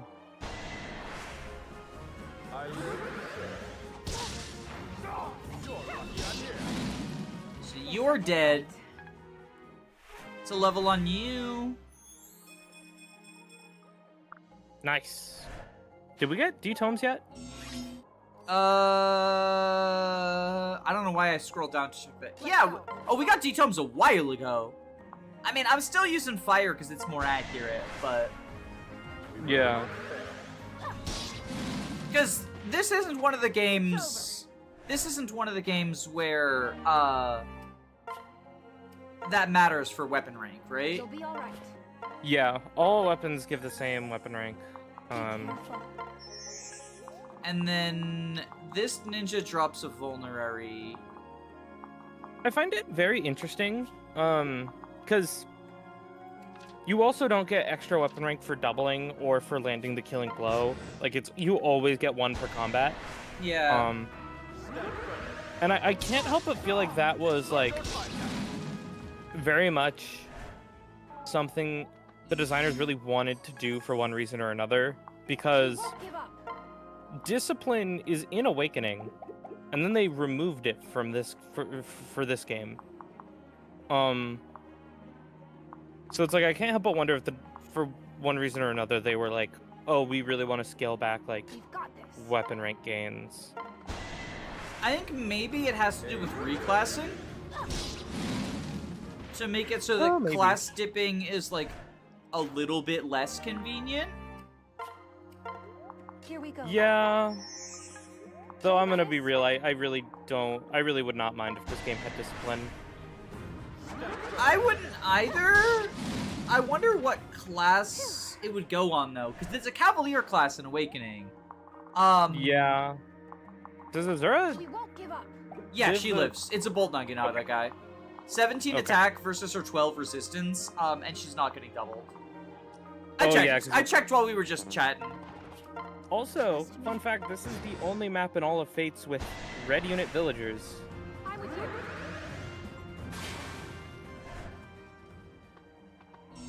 Yeah. Interesting. Which I guess the idea is like they explore this with the kid in Rev, where it's like No the need to people worry. who have been corrupted by an on-coast or whatever who just happen to fall in, I guess is the idea. We can get more weapon rank this way. It's Who? 14, 25. Yeah. So what we do this to get a weapon rank on Corin, and then Corin kills next time. Azura combat optimal. So funny. It's Because this gets Corin a weapon rank, and then next time gets Corin a weapon rank. It's like you do not need to optimize to this degree at all whatsoever in this game. But Yeah, it's a shame that you barely ever do combat with Azura because her animations are really cool. yeah, I really like her the little like spinning that she does with the Naginata. We've got this. Sort of It's similar spinning to, strike. In Engage, Seedall has like really good crit quotes, but you never hear them. If only you could critical dance. That sounds like a Thracia mechanic. We won't give up. Yeah, called yeah. Let's go. The I just want to see this forecast. Okay, so we 3-round him.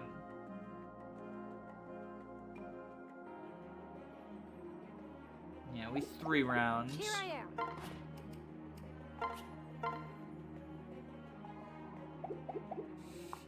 What turn are we on? Turn 12. Okay, we got time. We got time.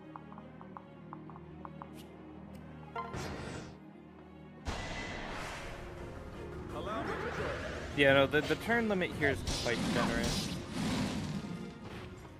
It's over. Fate's combat animations are so extra. I love them. Yeah. Ready Yeah. for this? The We need each other. I love the maids and butlers hiding their daggers and like their boots and their gloves. Yeah, it's pretty cute. Critical dance, they bust it down so sexually that the dancer also gets another move. I believe in you. So, Corin, are you gaining any speed from the Gunter pair up? I don't think so, right? Yeah, just inspiring here. song. So I think we separate. Yeah. She's not gonna die from a hit. Well, he'll deal less because he's not using strong riposte as well on enemy Ooh, phase. And then we get Gunter dual strike, and Let's go. because forceful partner is still active, we're still dealing a decent amount of damage, and now we're 2-rounding instead of 3-rounding.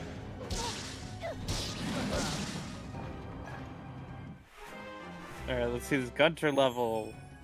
Yo, he actually got a Yeah. stat! So, in fairness to Gunter, this game does have the mechanic where, like, Trust me. blank levels are re-rolled up to 3 times. So, like, you know, I'll protect you. it's not that unlikely that he'll gain a stat. For safety. Um, For safety. Just in case. Yeah, that makes sense. And if she Gunter misses, we shelter. shelter out. Like, this is a 100% safe move. Yeah. It does, yeah. So between class growths and, like, the fact that it'll re-roll, it's pretty likely that Gunter will gain a stat. Just the one.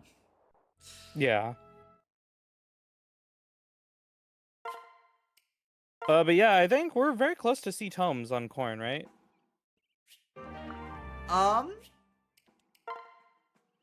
Yes. Yeah. Nice. I don't know how to eyeball it, but very, very close. Yeah. Probably like 5 combats away, if I had to guess. And hey, look at that. We got the C supports I was talking about.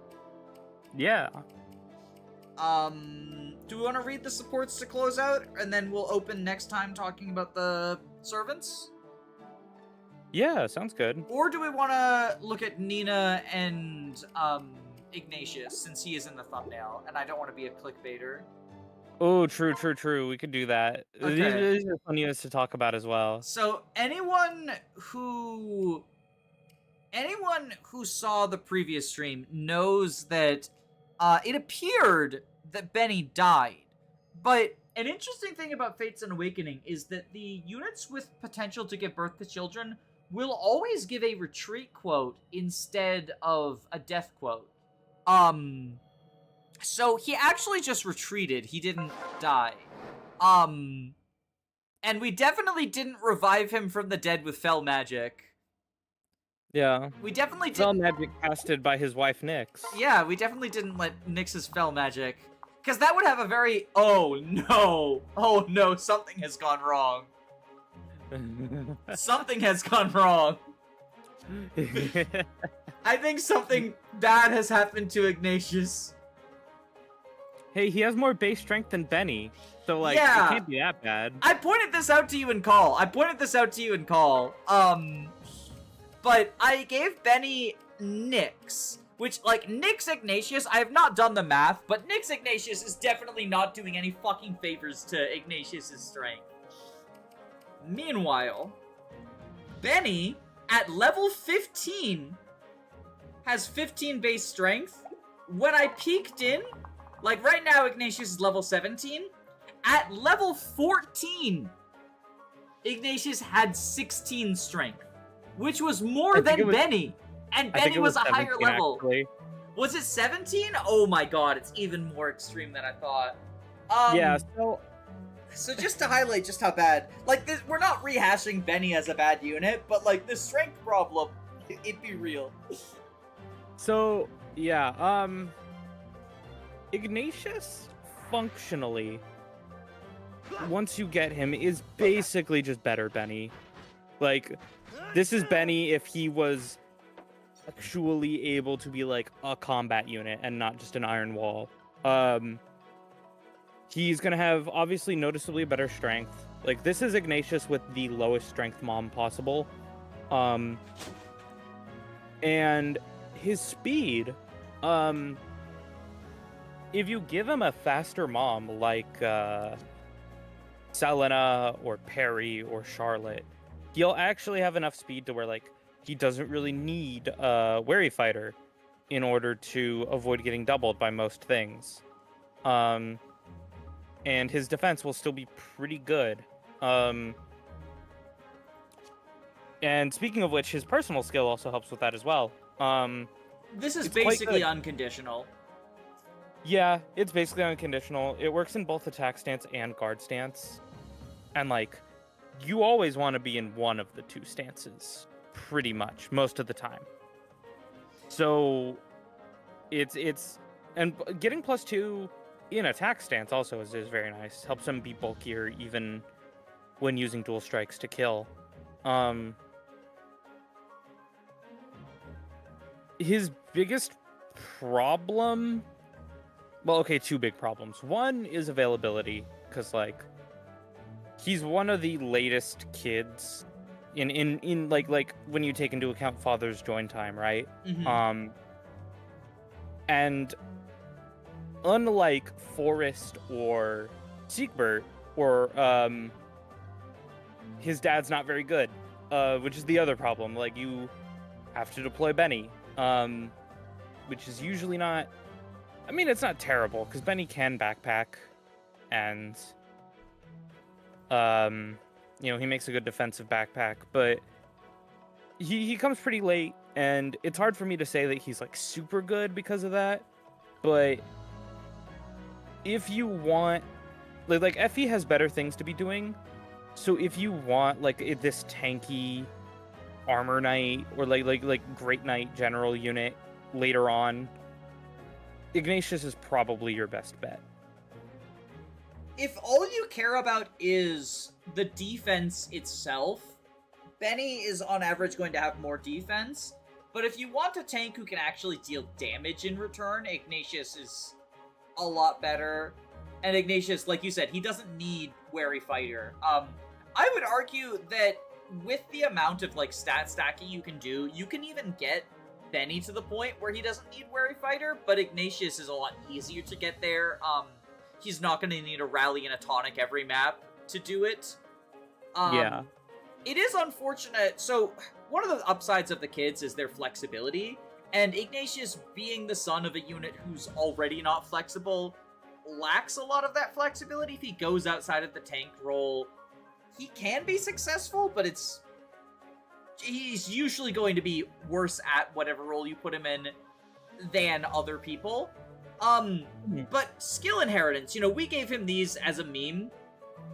If you're actually doing this paralog late, oftentimes it's not mandatory, but it is very helpful to give him Wary Fighter, so as a green unit, he doesn't just die to the Omnioji if you're at the point where they're promoted.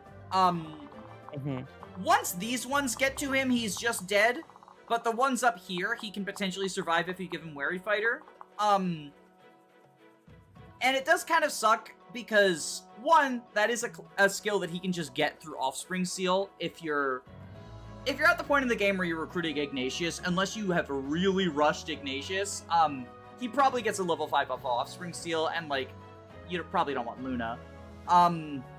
But two, it's a skill that he's often not even going to need. So it just feels awkward inheritance-wise for him.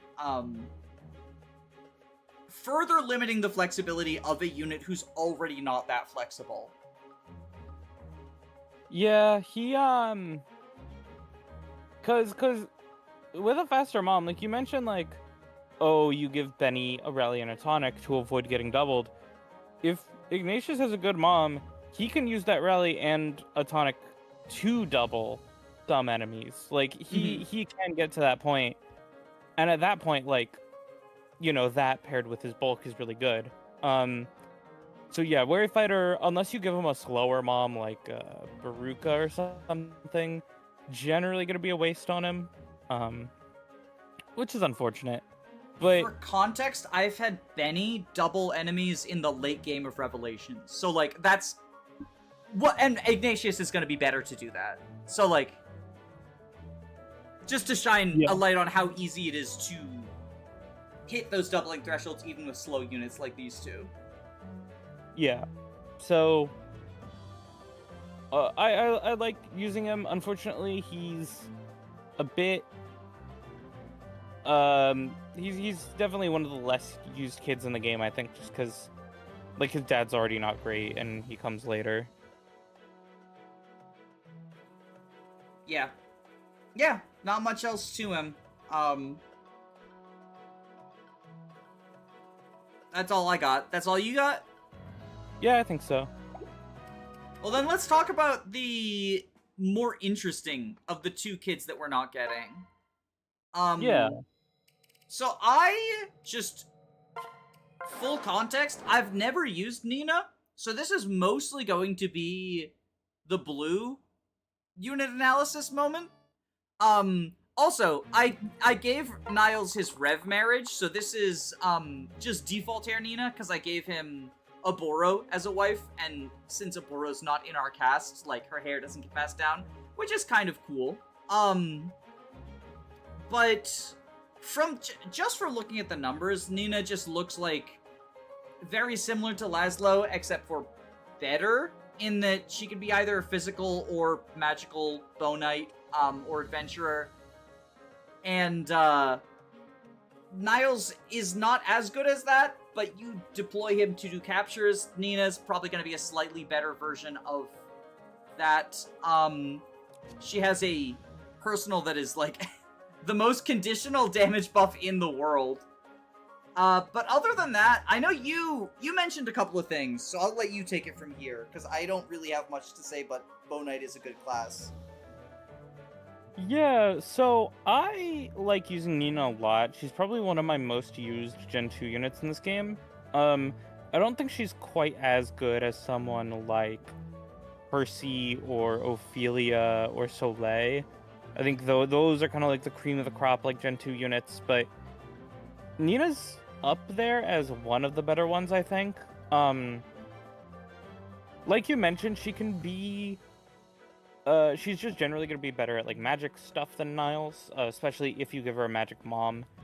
Nyx Nina is the preferred for that, because on top of passing down really good magic and something like Malefic Aura, because of weird parallel class shenanigans, Nyx passes down Diviner to Nina. Lama, what? Oh, no, So yeah, because Niles' Heart Seal is... Yeah, okay. Yeah, so it's like Nina would have Dark Mage, but then Nyx passes the parallel to Dark Mage, which is Diviner. Yeah. Well, because make- it first looks for Dark Mage, and then says, oh, she already has it from Niles. So then it looks at Outlaw, and she already has that from Niles as well. So then it looks at the parallel to Dark Mage. Right? Yes. That's how it works? Yes. Because that's 'cause, how yeah, you get as- how you can get Wyvern on Shigure as well. Yeah. Through Jacob. But yeah, so she's the only unit other than Izana who can get Rally Magic. She gets Rally Magic and Skill, which is actually a pretty nice combination for your magical combat units. She can also get Tome Fair through that, but I think that generally, if you're going to do Magical Nina, it's probably just best to do Shining Bow, because she already starts with the bow rank, and has Adventurer. I would definitely say, like, at least in Conquest, when you don't have, like, Priestess units, she's the best Shining Bow unit in the game. And I mean, Shining Bow's a really good weapon. And even if you want to go physical, like, if you do, like, Mozu Nina or Camila Nina or something, and you could just go Bow Knight, like, she doesn't have, like, the utility of, like, Laszlo, but in terms of just, like, raw combat stats, also very good as a Bow Knight. She doesn't really have, again, she doesn't have the capture utility of Niles. And Lock Touch isn't exactly something special in this game, like Thief utility might be in a different Fire Emblem game. But, I mean, it's nice that she has that and Movement +1 out of the box, that she's always going to have those things. Movement +1 more so, I think. She is just one of the best child units in terms of, like, I need to add a combat unit to my team. Who do I add? Who's just gonna be, like, better than whatever their Gen 1 counterpart is. And, like, Nina is, like, the perfect example of that, where she's just gonna come in and be, like, one of your hardest hitting bow units other than, like, Effie, you know? Yeah. Yeah, like I said, I think just from looking at her, she just looks like better Niles without capture utility. And hopefully we won't get screwed over at the end of this run. And it can serve as a demonstration of, like, capture utility, as strong as it is unnecessary. Yeah. We're not getting a pass Falco, by the way. We're not getting a pass Falco. In case anyone in chat is wondering about our level 11 Niles on the bench. Yeah. But she, what was I gonna say? One very convenient thing, also, this map, has a lot of treasures, and one of those is a Shining Bow. So, like, you just get a Shining Bow alongside Nina, which is really good. Yeah, funneling you towards that build. Like, you can buy one in the shop, and if you want, you can, like, forge them to make it a 15 might weapon. Mm-hmm. I don't think that's necessary. But you could do it. But yeah, overall, I like Nina a lot. Yeah. I got nothing else to say. Like I said, I've never used this unit. I've recruited her once, and I didn't use her in that run. And I don't use Niles that much. So oftentimes he just, like, doesn't get married. She has a very funny support with Soleil where they argue about Yaoi and Yuri. Have you ever gotten use out of Daydream? It just feels like, obviously, if you're trying to make her, like, kill an important boss, it is nice to have a damage stacking skill, but it is so conditional. It's so like, the boost is good. Like, +2 damage dealt, -2 damage taken is the boost for a lot of the good personal skills. And it is the same boost, so it's just as good if you're in a situation where you can use it. But, I imagine... I was gonna say you could make use of it in Rev because of Ryoma and Xander being paired together, but... lol, Rev Niles. Yeah. Yeah. Very unfortunate unit. At least he can be, like, a plus move Parabot in Rev. That's something. That's true. Yeah, I've nothing much on Nina. All right. Well, I'm about ready to end the stream. Do we want to just get these last couple of supports or save them for next time? I think we can save him for next time. All right. Well, thank you all for tuning in. Sorry about the late start. But I hope you all enjoy your evening. Praise Benny. Praise Benny. Yeah, I hope you all enjoyed. Hopefully next time we won't have as many like issues. We can do we could do some more next time. Yeah, we'll start with the supports, and then like the servant unit reviews, and dive into. I think we're gonna do Percy's paralogue and maybe Ophelia's. I think those were the ones we agreed on. Yeah, that we wanted to do next. And then chapter 16, and I'm hoping to end the stream around chapter 16, just a peek behind the curtain, because we're not recruiting Shura. I just have too many people I want to field, and so I'm gonna make a save state so we can talk about him and then kill him. Oh, I was just gonna ask what will his fate be, but I guess that'll be his fate. Look, I'm having trouble fitting all the people I want to deploy already. I know we'll talk about Shura when we get to him. I don't think you need to kill Shura in every playthrough, but I also don't think, when asked whether Shura or the boots are better, my answer is it depends on your team composition, but most team compositions, I think, prefer the boots. I would agree with that assessment, yeah. But yeah, we'll talk about that more when we get to him.